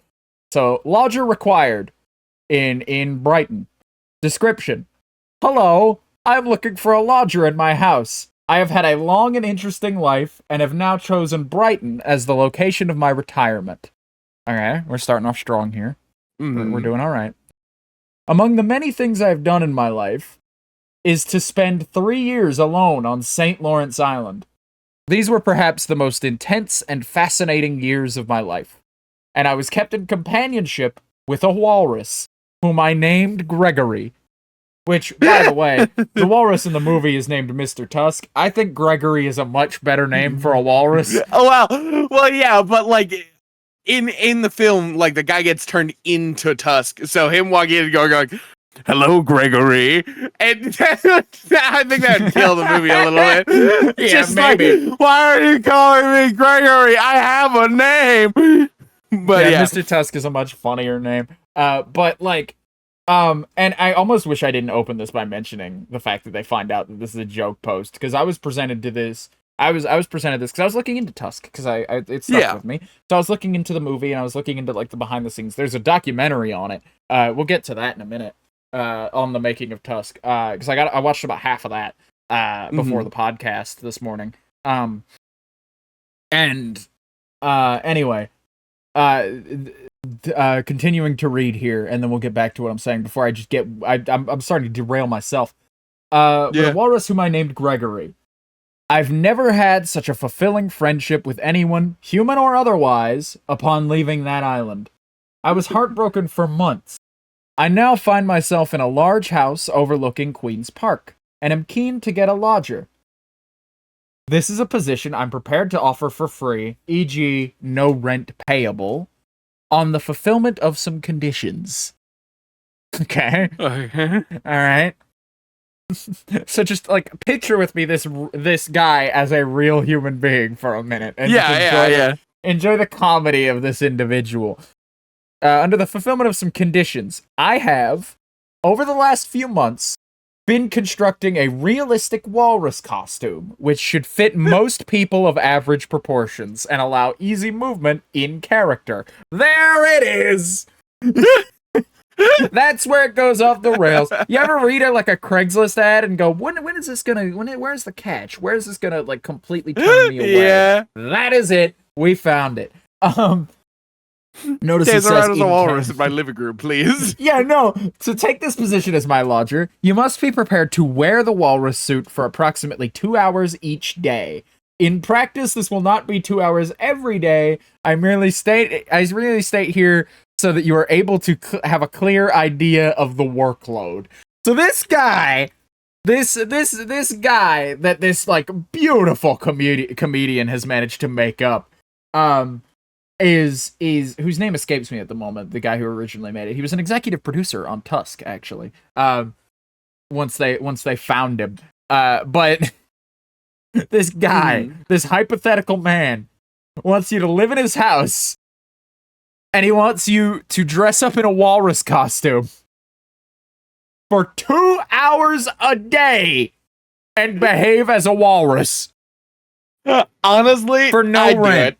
You do it? Fuck it. You would be this man's walrus? Sure. I mean, is he gonna do anything like sexual with the walrus? I doubt it.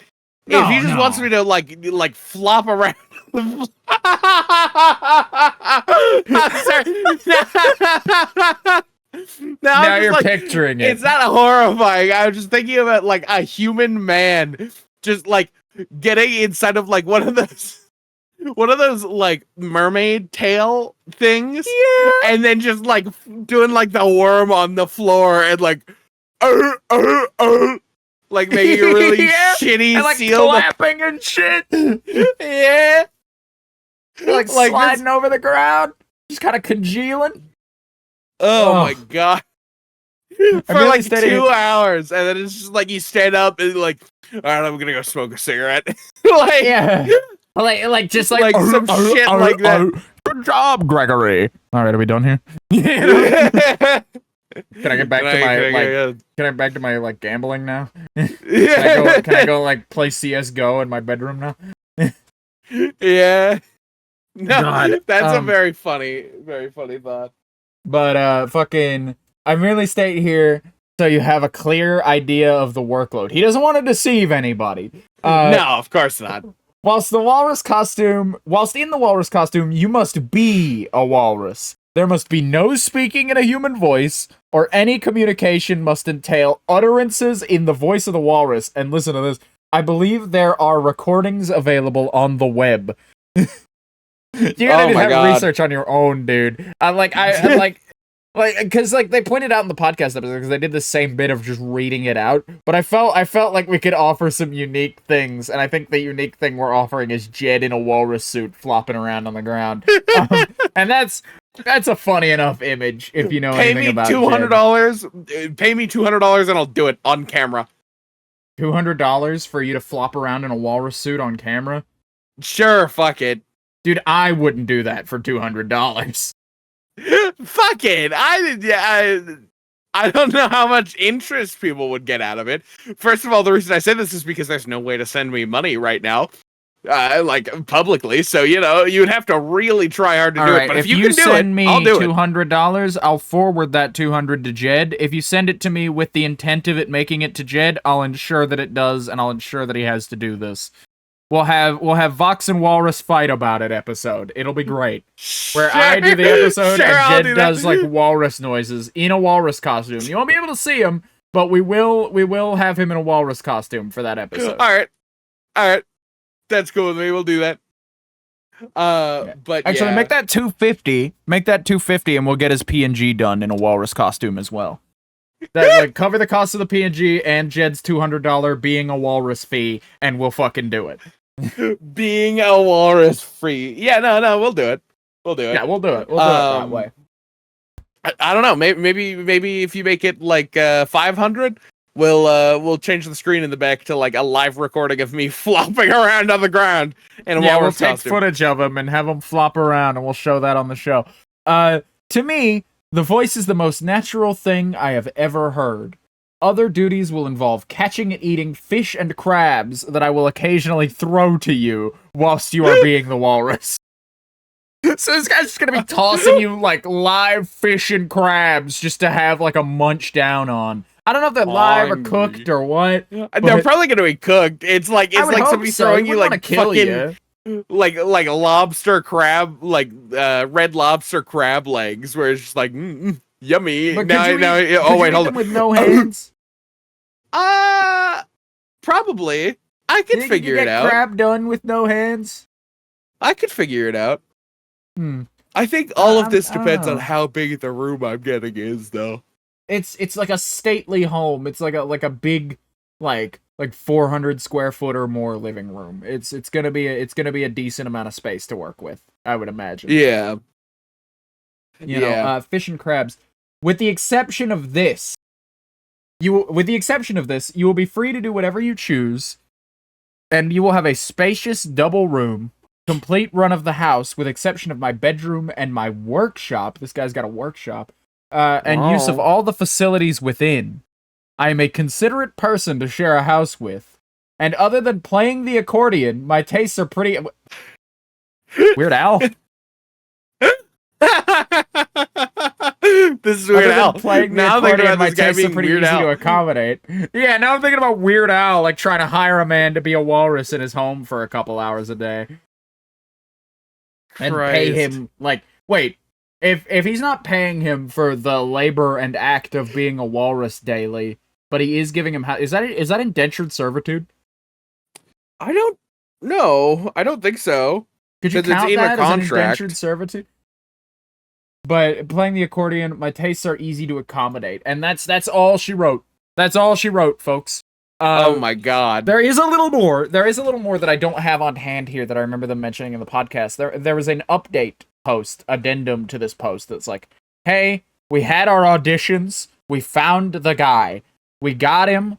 We have our guy. Like, in character, he made another post that was just like, yeah, no, I held auditions in my home. I had, like, a bunch of very interested people come out and do their best Walrus impression outside of the costume. And, we did, like, a costume fitting on the guy, and we have a guy now. I have found my lodger successfully. Please stop calling me. You know? Wow. I think that's so funny to imagine not only this guy, but imagining that so many people were interested in doing this. He got such a flood of people that he not only had to hold auditions, but he also had to, like, turn people away after the fact. Enough that he felt the need to update his post and go, hey, the position is filled. Please stop responding. You know? Please stop. Please. Please leave me and my walrus alone.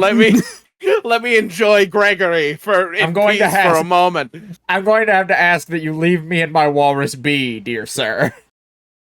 It had nothing to do with you. But Kevin Smith saw this posting, completely unaware that it was a joke post. He saw this posting because it was a viral post going around, and he thought it was legit. And he was like, "This guy's a fucking wacko. This is like a fucking Hammer horror movie come to life, dude. You could easily imagine this being sort of a traditional horror flick. This is such an easy thing to put together from my eye."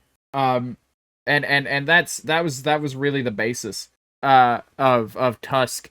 And then at the end of that episode, they did an episode about it where they just, like, I think it was entitled The Walrus. It was the Carpenter and the Walrus is the name of the episode. Where like these two podcast hosts sat, one of them being Kevin Smith, and just, like, spitballed a pitch for this movie. And then Kevin was like, yeah, it's a really interesting thing. Because at the end of the show, he was like, this could be really interesting because, you know, the audience is here, like, recorded for the like, idea phase of this film. I'd like to, like, document all of it via documentary, which exists. And I'd like to document all of it to be able to, like, fill the audience in. And I'd like to be able to inform them on the podcast of just, like, here's how pre-production's going, here's how production's going, just show them the whole process of making a movie back to front, you know, Kevin Smith way, you know. And it's just like, that's a cool idea. I think that's a cool idea. But at the end of the episode, he was just like, yeah, no, if you want me to make this, if you want us to, like, actually pitch this and make this movie, because I'm kind of excited about it now, go ahead and comment Walrus yes. And if you don't want anybody to ever make this movie, please comment Walrus no. Walrus no. And he says that they got all Walrus yeses except for one Walrus no, and that one Walrus no was Walrus no, but I'm actually a Walrus yes. I just want to support the democratic process. So I'm choosing to vote no. And so they made the movie, of course. And it came out, and it didn't do well, but financially. But it was a movie, and it did make a profit, technically, and it did more than break even. It just didn't do spectacularly. Not in the box office, but in, like, foreign sales and, like, DVD and whatnot. It made up for it easily. Yeah. But that's just, you know, that's the story, and I thought that post might be an interesting read. I didn't, like, yesterday when I was all excited about it, and I was like, oh, Jed, I got something for the podcast tomorrow. I didn't know it was a joke post either. They don't mention that in the original footage, because they didn't know at the time. And so, I went to the comments today under the documentary and found out, like, oh, you know, at 14:36, at this, like, timestamp, you can spot, you know, the guy who made the original post as a joke all that time ago. When they had, like, receipts about just, like, yeah, this is the guy who did the post that went viral. He did it as, like, a bit post, you know, haha, funny, and then it just kind of got out of hand. But man, for the like evening that I thought this guy was real, I was, like, losing my fucking mind, dude. Like, yeah. Gregory. Like, Gregory the Walrus, my friend, you know. But, like, no, and it's insane. And by the way, the guy who becomes the walrus in the movie's name is Wallace. The character name is Wallace, and he becomes a walrus. But I need to specify in this, like, pitch about it. They came up with the name like the other guy on the show, not Kevin Smith guy whose name escapes me, who came up with the name Wallace because he came up with the name Wallace. Scott Mosier, thank you, Scott Mosier. Scott Mosier is another important figure in the Kevin Smithiverse. I just forgot exactly I just forgot exactly who he was. Mhm. But I forgot his name. It escaped me. But he came up with the name. He came up with the name Wallace before he even knew it was walrus related at all. Like before they had gotten to that point in the post. So I think that's a funny happenstance. Because I think if you write that and you go, yes, I want the man who becomes the walrus to be named Wallace. I think that's a little on the fucking nose. I think that doesn't make it into the script that way. You know? Yeah, in fact, like throughout the movie, I thought they were just calling him Walrus a couple times, and I was just like, "Damn, all right." Like your friends are just like calling you Walrus despite not even knowing what happened to you. That's he had a mean. mustache, you know. Yeah, yeah. And it was quite a big one too. Do you think he had the mustache because of the whole walrus thing? Like, do you think they made him grow a mustache for it? Yes. Yeah, it was definitely a play for it because they mentioned the mustache a little bit too much for it to just be like, yeah, this guy has a mustache. Well, I just thought he was a guy with a mustache. Usually there's like a guy with a mustache in movies, and that's just how it is. You know? Well, like, yeah, but our guy with the mustache was Johnny Depp. Times. Our guy with the mustache was Johnny Depp. No, he had a fake nose. Did he have a mustache? I was so focused on his mustache, beret. Yeah. I was so focused on his beret and his funny accent that I didn't even notice. But no, yeah, Tusk is a movie that you should all see. It's a very funny one. Not a very funny one, but it is a very like peculiar one, to put a better word to it, because it's not haha funny very often. But I think it's a very peculiar film for the Kevin Smith catalog, especially. And I think it deserves a watch. I think you should, even if you don't want to watch any of these other Kevin Smith movies, even if none of them have spoken to you, this one is wildly different. I highly recommend. Just so you could say, and if you see it and you hate it and it fucks with your head, you can find me on Twitter or on my Discord and hit me up and go, hey, why the fuck did you like recommend that I watch that shit, dude? I have my kids in the room with me. They can't sleep, dude. What the fuck? I shall be your angle on your shoulder. Don't watch Tusk unless you like absolutely want to be like disturbed. Yeah, no. If you want to be disturbed by a film, this is a film that will disturb you. But yeah, no. That's Tusk. Any closing thoughts on Tusk before we move on to our next movie? Silly Johnny Depp character. That's my closing thought. Character. That's your closing thought. He is pretty funny. Speaking of silly Johnny Depp character and other characters that appear in Tusk, Yoga Hosers. Let's talk about Yoga Hosers now. Yeah. Now that I screamed down your throat like 30 minutes ago for trying to like move us past Tusk, because I'm just obsessed, man. I didn't know that we were fucking. You like should have known. You should have known. I knew that there was more to that, but you weren't pushing us in that direction, so I was like, I'm gonna push us in a direction. Well, because I was pushing us in the direction I told you. I don't have much written down this episode, so getting through this episode is gonna be a lot of riffing, and so we were just riffing for a minute before I got down to business. Yeah. Fair enough. I think a lot of our issues as friends is that we just don't trust each other even the slightest amount with anything, and so you're just like, one of the first things Vox did was give me a .bat file. And it completely crashed my computer. Like it almost like fried my drive. No, it was not gonna. That is not the kind of thing that fries your drive. It was a batch file that opens as many Chrome tabs as it can until your fucking system memory is flooded, and then like blue screens. It blue screens your computer basically. And then you reboot it and you delete the file, and it's a bygone memory. And so I thought it'd be funny. But like I asked you, I was like, is this that thing that you're telling me about that'll like crash my is this gonna crash my computer? And you're like, because I told you about a separate thing. I told you about a separate thing that makes 4 billion desktop icons and just floods your desktop to the point where it overflows, and you just have desktop icons that you have to spend like a good hour getting rid of manually. And you were like, is this that thing you were telling me about? And that's the only thing I had told you about. So I was like, no, it's not that fucking thing. Don't worry about it. It's not going to do any lasting damage to your computer. And then you fucking did it, and it like crashed you, and we had a good laugh. And then, you were like, I don't trust you anymore. And I never have. I've never trusted you since that point. I don't want to do this shit no more, man. Do that. No, but yeah, we don't have enough trust that either of us will get things done because because you're such a fucking no, I'll do it. I will do it. I will do it. And then you do it, and then you half-ass it because you're like not expecting to have to do it, but you force it upon yourself before I can get there. like something that's my responsibility, and you look at me and go, like, he's not getting it done quick enough. I'll just do it. And then you go to do it, and then you fuck it up because you're not expecting to have to do it. And then it's just fucked up forever, and we're like an hour into a podcast episode that's been half just me yelling at you for being a fuck up. Vox and Jed fight about it. There you go. That's our show. Excuse.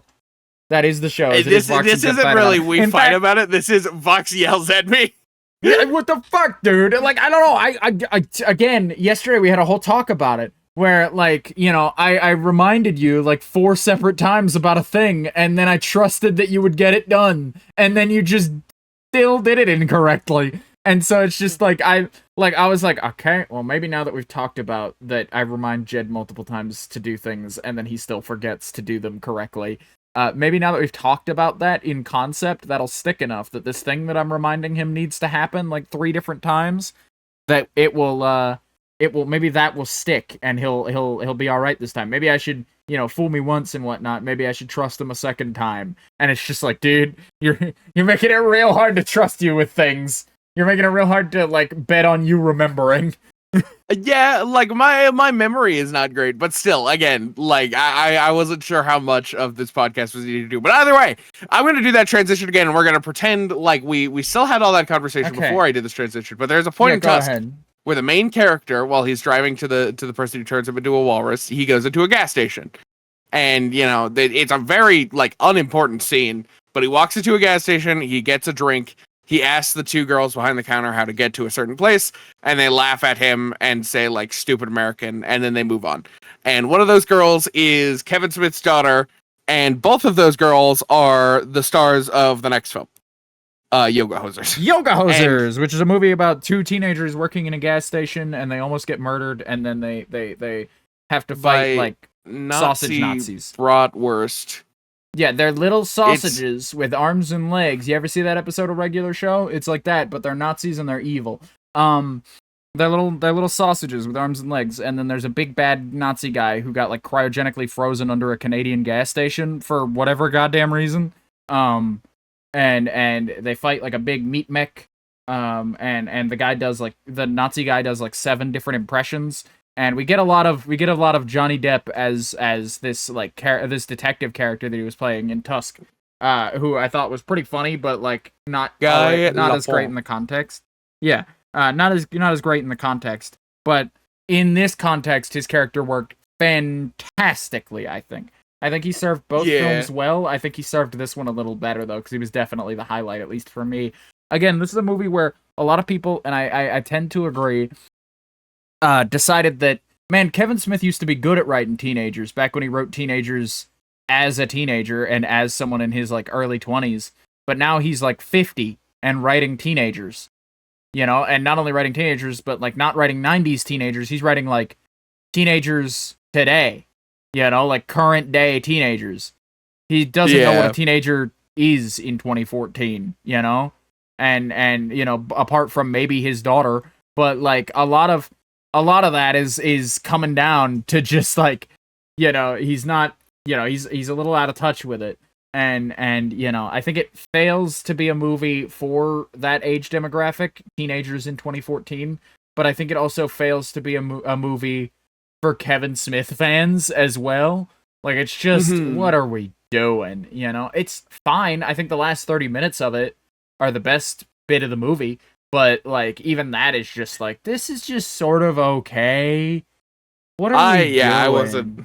I wasn't a fan of Yoga Hosers, really. Yeah, it was fine, I guess. It was fine. Normally I'm big on Nazi killing. It was just, I don't know. It was just not very good, to be honest. Killing. Like, it's just, like, I know that the effects were intentionally bad in this movie.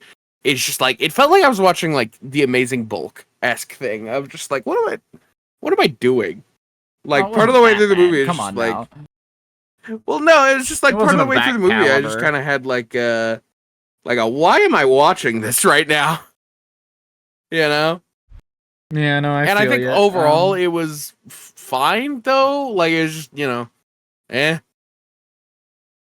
It was pretty eh. It was pretty eh. But I think that's about all our opinion on Yoga Hosers. You want to talk about Yeah. Jay and Silent Bob reboot? I like Yeah, this one. so pretty much immediately after we watched this movie, and then we were like, man, this was not great. I want like a palate cleanse, and so we watched Jay and Silent Bob reboot, and it was good. I really liked it actually. I had a very good time with it. It talks about like fatherhood and things like that, and you know it has a semi-serious nature, which is surprising for Jay and Silent Bob. But the outgoing message of this film is Hollywood should stop rebooting old franchises, and also being a dad is kind of cool, you know? Like that was the message of the film. And I recommend it. It had a lot of heart, and it still was a Jay and Silent Bob movie, but it definitely like Jay and Silent Bob, you know, Jason Mewes and Kevin Smith, the people are like, you know, pushing 50 at this point, you know, and like while they've aged wonderfully, they both look only like 30-ish, but like I don't know. They don't look 50 though. They don't look 50. But like, you know, they spend a lot of this movie playing on the fact that like these guys are getting up there in age, you know. They're starting to get a little beyond the point where they should be doing Jay and Silent Bob things. And so it was a good, I think, send up of Jay and Silent Bob and you know, a good presentation of just like, you know, it's good to see Kevin Smith's daughter play in a good movie. She was in this movie a little bit. And you know, I think the plot otherwise was kind of but like Jay and Silent Bob does not require a masterclass plot. Can you back up from your fucking mic, please? Sorry. Jed does this thing where he'll put the fucking cups of his like open back earphones, and I have this conversation with him before when we like right after we first met, where I was like, how do you wear open back headphones and not be self-conscious, because there should be like a lot of audio bleed, right? And doesn't it pick up in your mic? And he goes, no, it doesn't pick up in my mic. It's not a big issue at all. And then next thing you know, I'm hearing echoes of myself in the podcast recording. It happens every week, at least like once, but it's usually only for like a couple seconds. This time it's happened like 3 or 4 times. Like it's like so short and brief that it's like, well, there's no room to say anything about it now. Today, Jed, you're just on your shit enough. You're on your shit for like 1 second longer than usual. And so that gives me enough of a window where I can call you on it without seeming like I'm pulling shit out of thin air, you know? Yeah, I suppose so, but anyway, I was leaning down to look at something on my computer, and that's what happened with the open back headphones. But anyway. Yeah, but no, Jay and Silent Bob, Violent Sob? Jay and Violent Sobs. But no, I think Jay and Silent Bob reboot is pretty good. I think it's a pretty good one. I think it's a pretty good return to form for Kevin Smith. It feels like a fall back into his comfort zone a little bit of just like, all right, I went and I made some horror movies. I went and I made like a comedy horror movie. I went and I made a thriller. I went and did body horror. I went and did a kind of ass cartoon movie, and Zack and Mary make a porno and cop out. I'd like to get back to what I do best now, please. And so he just like sort of made a Jay and Silent Bob and made a pretty damn good one. As far as like, if this is the last Jay and Silent Bob related piece of media to ever release, I will be happy. This is fine. This is a good send off, you know. And I think it's pretty good. You got any closing thoughts on Jay and Silent Bob reboot? The movie begins with Jason Mewes taking off his pants. Oh yeah, he takes off his pants and tucks his like cock and balls behind his legs and does like the fucking, you know. He does the pose that he does. Bit.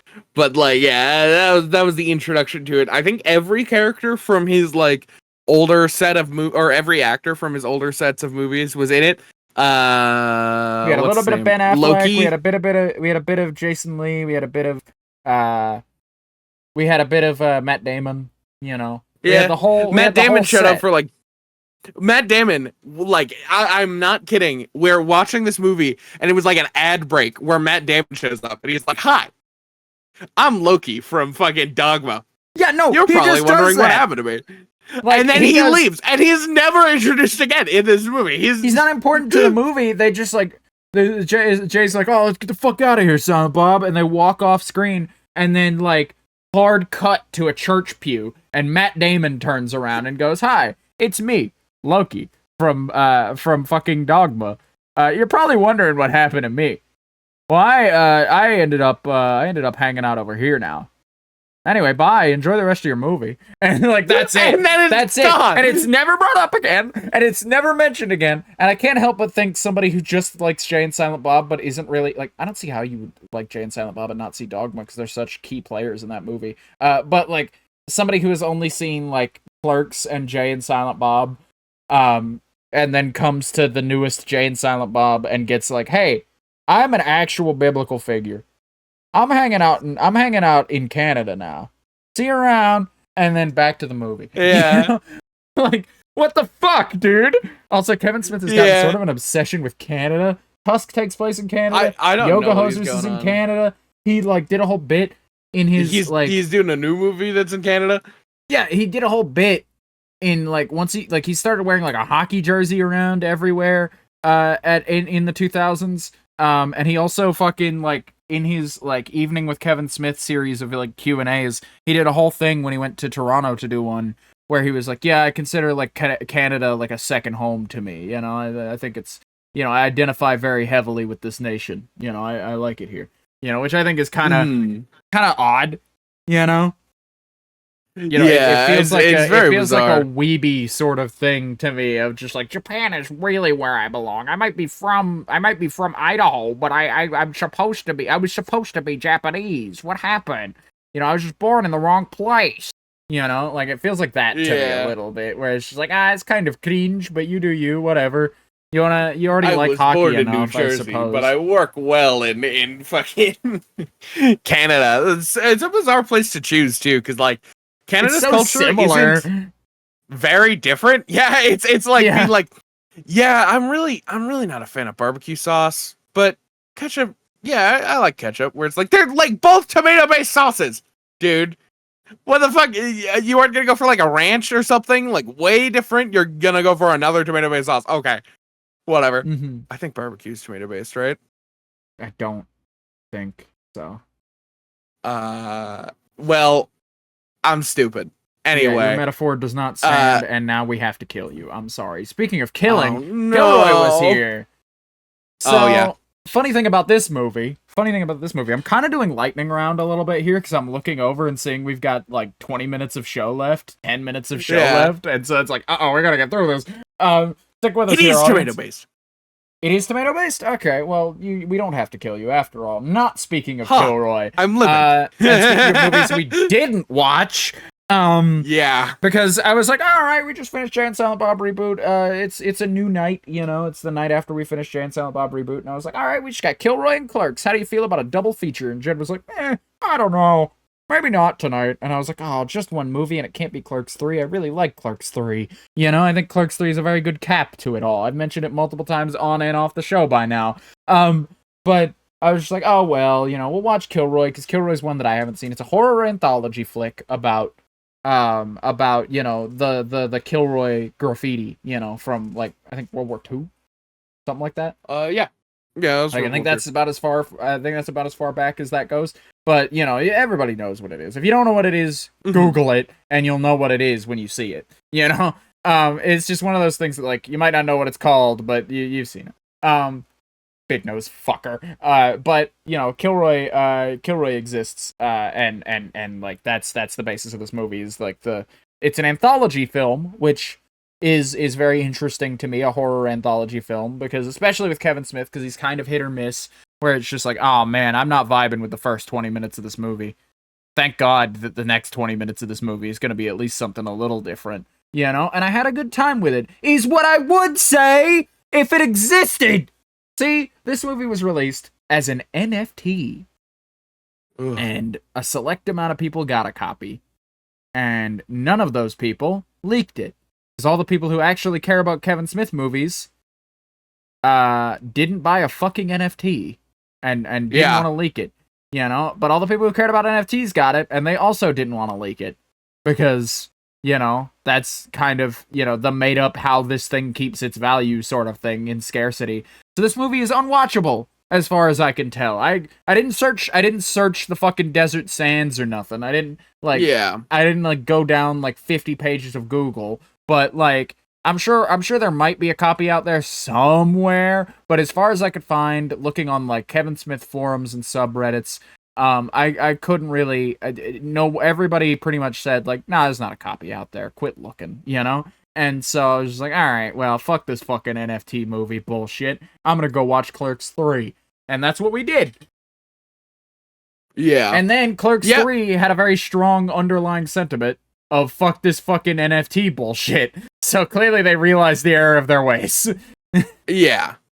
Yeah, oh my god. Sorry, I'm going down a rabbit hole for Kilroy. They released several different shitty NFTs, like those monkey NFTs, where it's the Kilroy character in slightly different outfits every time. There are like 3,000 of them. That's fucked up. Stupid. That's fucking stupid. But no, yeah, Kilroy is a movie we didn't get to see. But let's talk about a movie we did get to see, Clerks 3. Yeah. For audience perspective, we talked about the first two Clerks films. Clerks 1 is obviously just about two guys working in a convenience store. And it is based on Kevin Smith's like true actual like experiences working in that convenience store. And then like obviously they're dramatized and put to film. And that was his first feature film ever. And then Clerks 2 is a completely fictional story. And then Clerks 3 is one of the main characters, Randall, has a heart attack and then comes to and decides he wants to make a movie. What does he want to make a movie of? He wants to make a movie of working in the gas station. Like, he wants to make a movie working at that quick stop. I keep saying gas station because gas station and convenience store in the modern age are pretty synonymous. I don't know about out west, but over here, if it's a convenience store, it's got gas pumps, so it's a gas station. Yeah, pretty much. You know? But there is a distinction in that this convenience store does not have gas pumps. There are no gas pumps at this convenience store. But you know, my point being that like he was like, oh, we should make a movie of this. This is the movie. We work at the gas station, you know, or we work at the convenience store, and we like think of all the kooky stories that we've had over the years, you know. And then he starts like listing a bunch of stuff from Clerks 1 that happened, and basically it's like sort of like a weird sort of mockumentary style, like fucked up sort of like, what if in universe they made the Clerks movie? What would it look like? You know? Yeah. And then like, you know, they get the movie made most of the way, and then there's like a third act falling out, which I think is probably one of my favorite third act falling outs to ever happen, because the entire movie is building toward this third act falling out between these two characters. And then in fact, I'd argue that that's the climax of the movie, not the third act, you know? And so that happens, and then some other stuff happens that I don't want to spoil for you, dear audience, but some very emotional stuff happens, and there's a deep-rooted emotional center in this movie, and it feels like it really comes down to feeling like Kevin Smith saying goodbye to Clerks as a franchise and just going, I've wrapped it, it's a trilogy, I'm happy with where it's at. You know? I'm happy with what I've made here. I think it wraps nicely. You know, it deals with like feelings of loss and what it's like to like put yourself through hell for a friend, and how like even in moments where you feel like you're being treated like an asshole, you're still appreciated. You know, and things of that nature. There are a lot of very rich themes in this movie. You know, about the bond that two heterosexual kind of men can have for each other, you know? Yeah. Or at least a platonic relationship, not necessarily heterosexual. I don't think that's a necessary part of it, but I definitely did enjoy. I say the movie. that as like it is completely platonic. That's what I'm getting. Yeah, at. Yeah. The bond two men can have with each other gives off a fucking Brokeback Mountain vibe, I think. You know, that phrase. And so, like, I was like, they're not fucking, you know? So... Nah. You know, but platonic is the better word for it. It just didn't fit in the sentence structure I was putting together there. But I liked it. I thought it was really good. I liked it. But I've been singing the praises of this movie for, like, the entire time we've been doing these Kevin Smith movies. What do you think, Jed? What do you think of Clerks 3? I liked it. And I don't really have much more to say other than it was a good movie without spoiling it. because like the only thing that was like a real big shock other than that is a big spoiler. So it's just like, you know, I enjoyed the movie. They did something that I was just like, I would have never expected them to do ever. And you know, it was a good movie. I don't see how people could think it's bad. It's just a good movie. You know, it had good moments. It was funny. It had actual drama in it. I don't know. I think it was just like an overall all rounder. That's really all I have to say about it. You know. Yeah, no, I get you. I think that's a good statement on the movie, because there are some twists and turns that this one takes that you wouldn't expect. But this movie almost made me cry, dude. This movie did make me cry. Yeah, I did cry a little bit. This movie made me cry the first time I saw it. And my husband, who I think has sort of come around on Kevin Smith since then, but was like, I showed him Clerks near the beginning of our relationship, and he goes, "This fucking sucks. I don't like this. Damn. This like just doesn't, you know, this comedy does not mesh with me." And I was just like, oh. And like when you see somebody that whose opinion you really appreciate and who you like, for lack of a better word, you know, in this particular case, love, and like plan to like share some time with, go, this thing that like speaks to you, it doesn't really speak for me. You know, I don't really I wouldn't say Clerks speaks to me, but I think you know, I think it did definitely have an impact on me, because I saw it when I was like 14, you know, and you know, I still pick up things like fucking like "get off of me" and shit like that. Like I hold on to that, because there's some really good bits in that, and or like comebacks like fucking 37 dicks in a row, you know, like that kind of thing. Yeah. I have that shit. I have that kind of shit just ready to go, and I find it like insanely funny. But like it just didn't speak to him, and I think you know, the first time I saw it, I felt real lame because I was crying about it, and you know, my husband had only seen the first movie and wasn't really watching the third one with me, because he was just like, "Oh, you're watching the new Clerks movie that came out? Okay, I don't really care." You know? And so he was like rolled over the other way in bed, and I'm just like sitting there watching it. And like we get to the big dramatic moment of the film, and I'm shedding tears. And you know, this was at a time a few years ago where like I was just getting to the point where movies could make me cry. I don't know, maybe I had some like sort of emotional issue in my teens, but like I was never ashamed of crying. I just like film and like media and like my brain separated fiction enough that I just could not, you know, get emotionally invested enough to cry during a piece of media. And so that was one of the first times in my adult life that I cried watching something. And like, you know, I'm sitting there and I'm shedding a couple tears. I'm like, that's fucking beautiful, man. And my husband, like half asleep, completely uninterested, just rolls over and goes, "You crying? Clerks?" You know, like he didn't say that, but he was definitely giving me a look. Like he's like, what's wrong? And I was just like, it was just a movie, you know. And they were like they were clearly confused because they hadn't watched the third one with me, you know. Yeah. So as far as they know, I'm just watching a sequel to that like raunchy comedy from the 90s and like bawling my eyes out for some reason. You know? And it made me feel kind of lame about it in the moment, but coming back around, it's like, nah, this is a movie you cry at.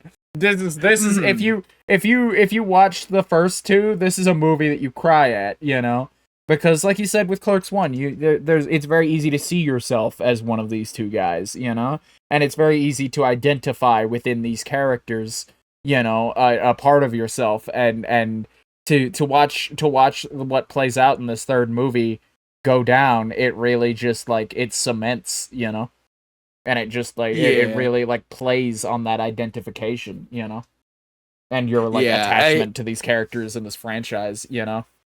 I definitely had an attachment to it. Like it is because I like connected so heavily to the main duo, as like these duo is decently similar to Vox and I, to where it was like I got to the emotional center of it, and it was just like, man, this is like, now I'm seeing me and Vox in this position, and this is sad. I'm sad now, you know? No, and that's what I was thinking about. I was thinking about Clerks 3. We were watching Clerks 1, And obviously Clerks is one of my favorite movies. I could watch Clerks a million times over and still laugh at it every single time. But like Clerks is one of those movies, or while we were watching Clerks, part of my thought process watching it with you was you going like, man, I could, like, these guys are like us. That's so funny. You know, they just sit around and bullshit all day. That's what we do, you know, haha. And you know, tee hee hee and whatnot. And like, while you're sitting over there going tee hee hee, I'm like remembering what happens in Clerks 3 and going, yeah, they are kind of like us, huh? You know? And I'm sitting there, and I'm like, yes, it's gonna get him. It's gonna fucking get him. Yeah. They're gonna get Clerks him 3, like they got me. Clerks 3 was really good, and I genuinely don't see how people didn't like it. I don't know. Like, it's not a, like, it's a pretty good comedy, but I wouldn't say it's a great comedy. I think it's a good all-rounder. You know? I don't think it's a solo movie. I think a lot of people's problem with it is that this is not a movie you can watch in isolation. You have to at least watch Clerks. I think you watch Clerks and you can watch this movie. But I think this movie is best served to the Kevin Smith fan. I think this is best served to somebody who saw Clerks, who saw Mallrats, who saw Dogma, and everything all the way up, like, that is at least the stuff that's included in the View Askew universe, like who saw Jay and Silent Bob Strike Back and Jay and Silent Bob Reboot and Clerks 2 and all this other stuff, because you have so much foundation leading to the emotional peak that is this movie, that I don't think somebody who just like, if I can throw something on real quick, Clerks 3, all right, you know, like, I hate that. I hate those kind of people. I despise those kind of people who are like, I didn't play Mass Effect 1, but I could play Mass Effect 2, sure.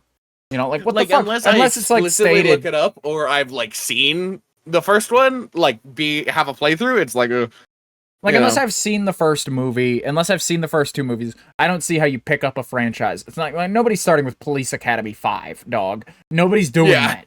Like, Fast and why Furious, would you do that? I guess is the like one exception to that of just like nobody fucking. Fast and Furious doesn't have a canon. They don't give a fuck. Yeah. Dominic Toretto's talking about, I never drove a Japanese car, when it's like, you were driving a Japanese car the whole first movie, Dom. Don't you fucking remember? You were the fucking reference king, you son of a bitch.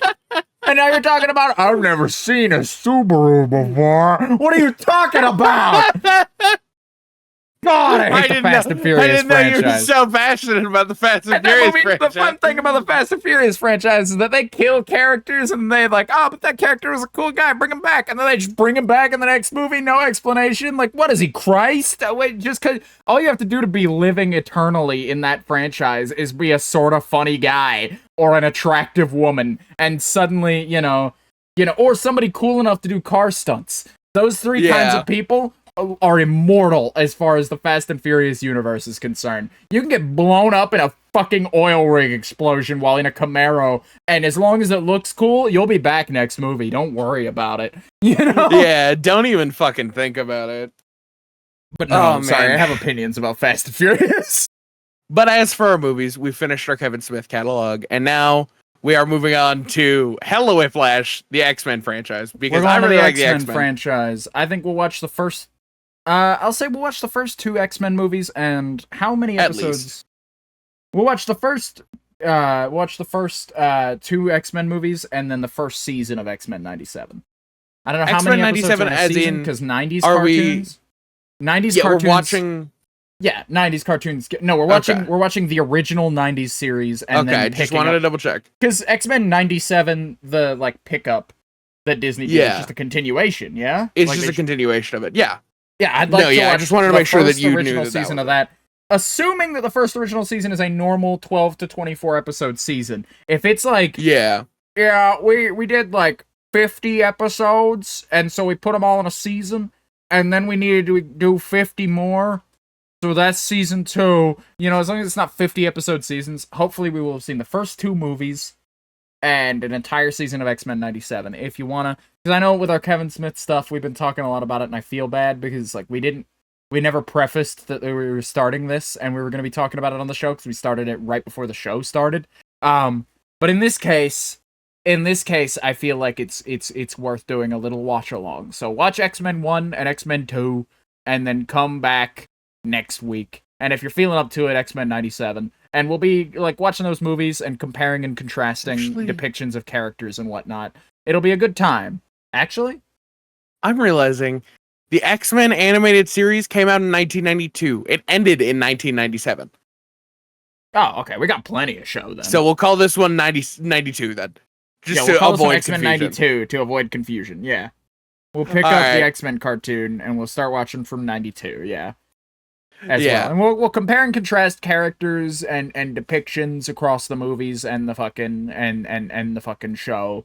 And you know, because neither of us are huge comic book readers. No, I know some comic book knowledge about these people, but yeah. Like, yeah, I've got some comic book knowledge, but I don't actually bother to read them most of the time. Same, yeah. Like, you know, because there's a lot of comics and a lot to keep up with. But that's what we'll be doing next week. As far as this week is concerned, though, that's a wrap on our show. You can check us out at our link trees down below. Or, if you want more of the show, come back every Sunday at 3 p.m. Eastern Time. Nice one. We'll be premiering it live on YouTube. So there'll be a YouTube premiere if you want to interact in live chat with other fans. Or if you just want to listen to it on your own, like in the car or something, or something like that, you can catch us on Spotify as well. We'll be on Spotify. The video version of the podcast is available on both platforms. We've got 14, including this one, really good episodes out already. So if you just need a backlog to munch through, it's not that much of a backlog, but you can catch up. Oh, we don't have 14. We don't have 14 episodes. We've got 12. We're missing a couple. We're missing a couple because of some mishaps. We've talked about that before. We're not going to explain. If you're here without knowing about it, what the fuck are you going? Watch the other episodes. Why are you on episode? Why are you starting on episode 14? We were just talking about this. No, shut the fuck up for a minute, Jed. We're not turning every viewer we ever have away on this. God. Podcasts are different, I think, than other media. I think you can pick up a podcast any episode, really. I think jumping on point for a podcast is just like, what the fuck is the Joe Rogan Experience? Episode 642? Sure, click on it. Nobody's watching 642 episodes of a goddamn podcast. You know? That's true. But I think, you know, you need a jumping on point, go back to episode 1, if that's something you absolutely need. We're not deep enough in that I have to suggest other jumping on points. You know, if you can't watch 14 episodes, then just start here and keep going. I just don't want you to discourage anybody from ever checking out the show. Yeah. I was doing that mainly as a bit, but yeah. But yeah, no, that's the end of our show. I'm gonna have to discourage you guys from watching any more of this episode because there's none of it left. We've run out of film. And yeah, that's gonna be it. Goodbye. Bye-bye.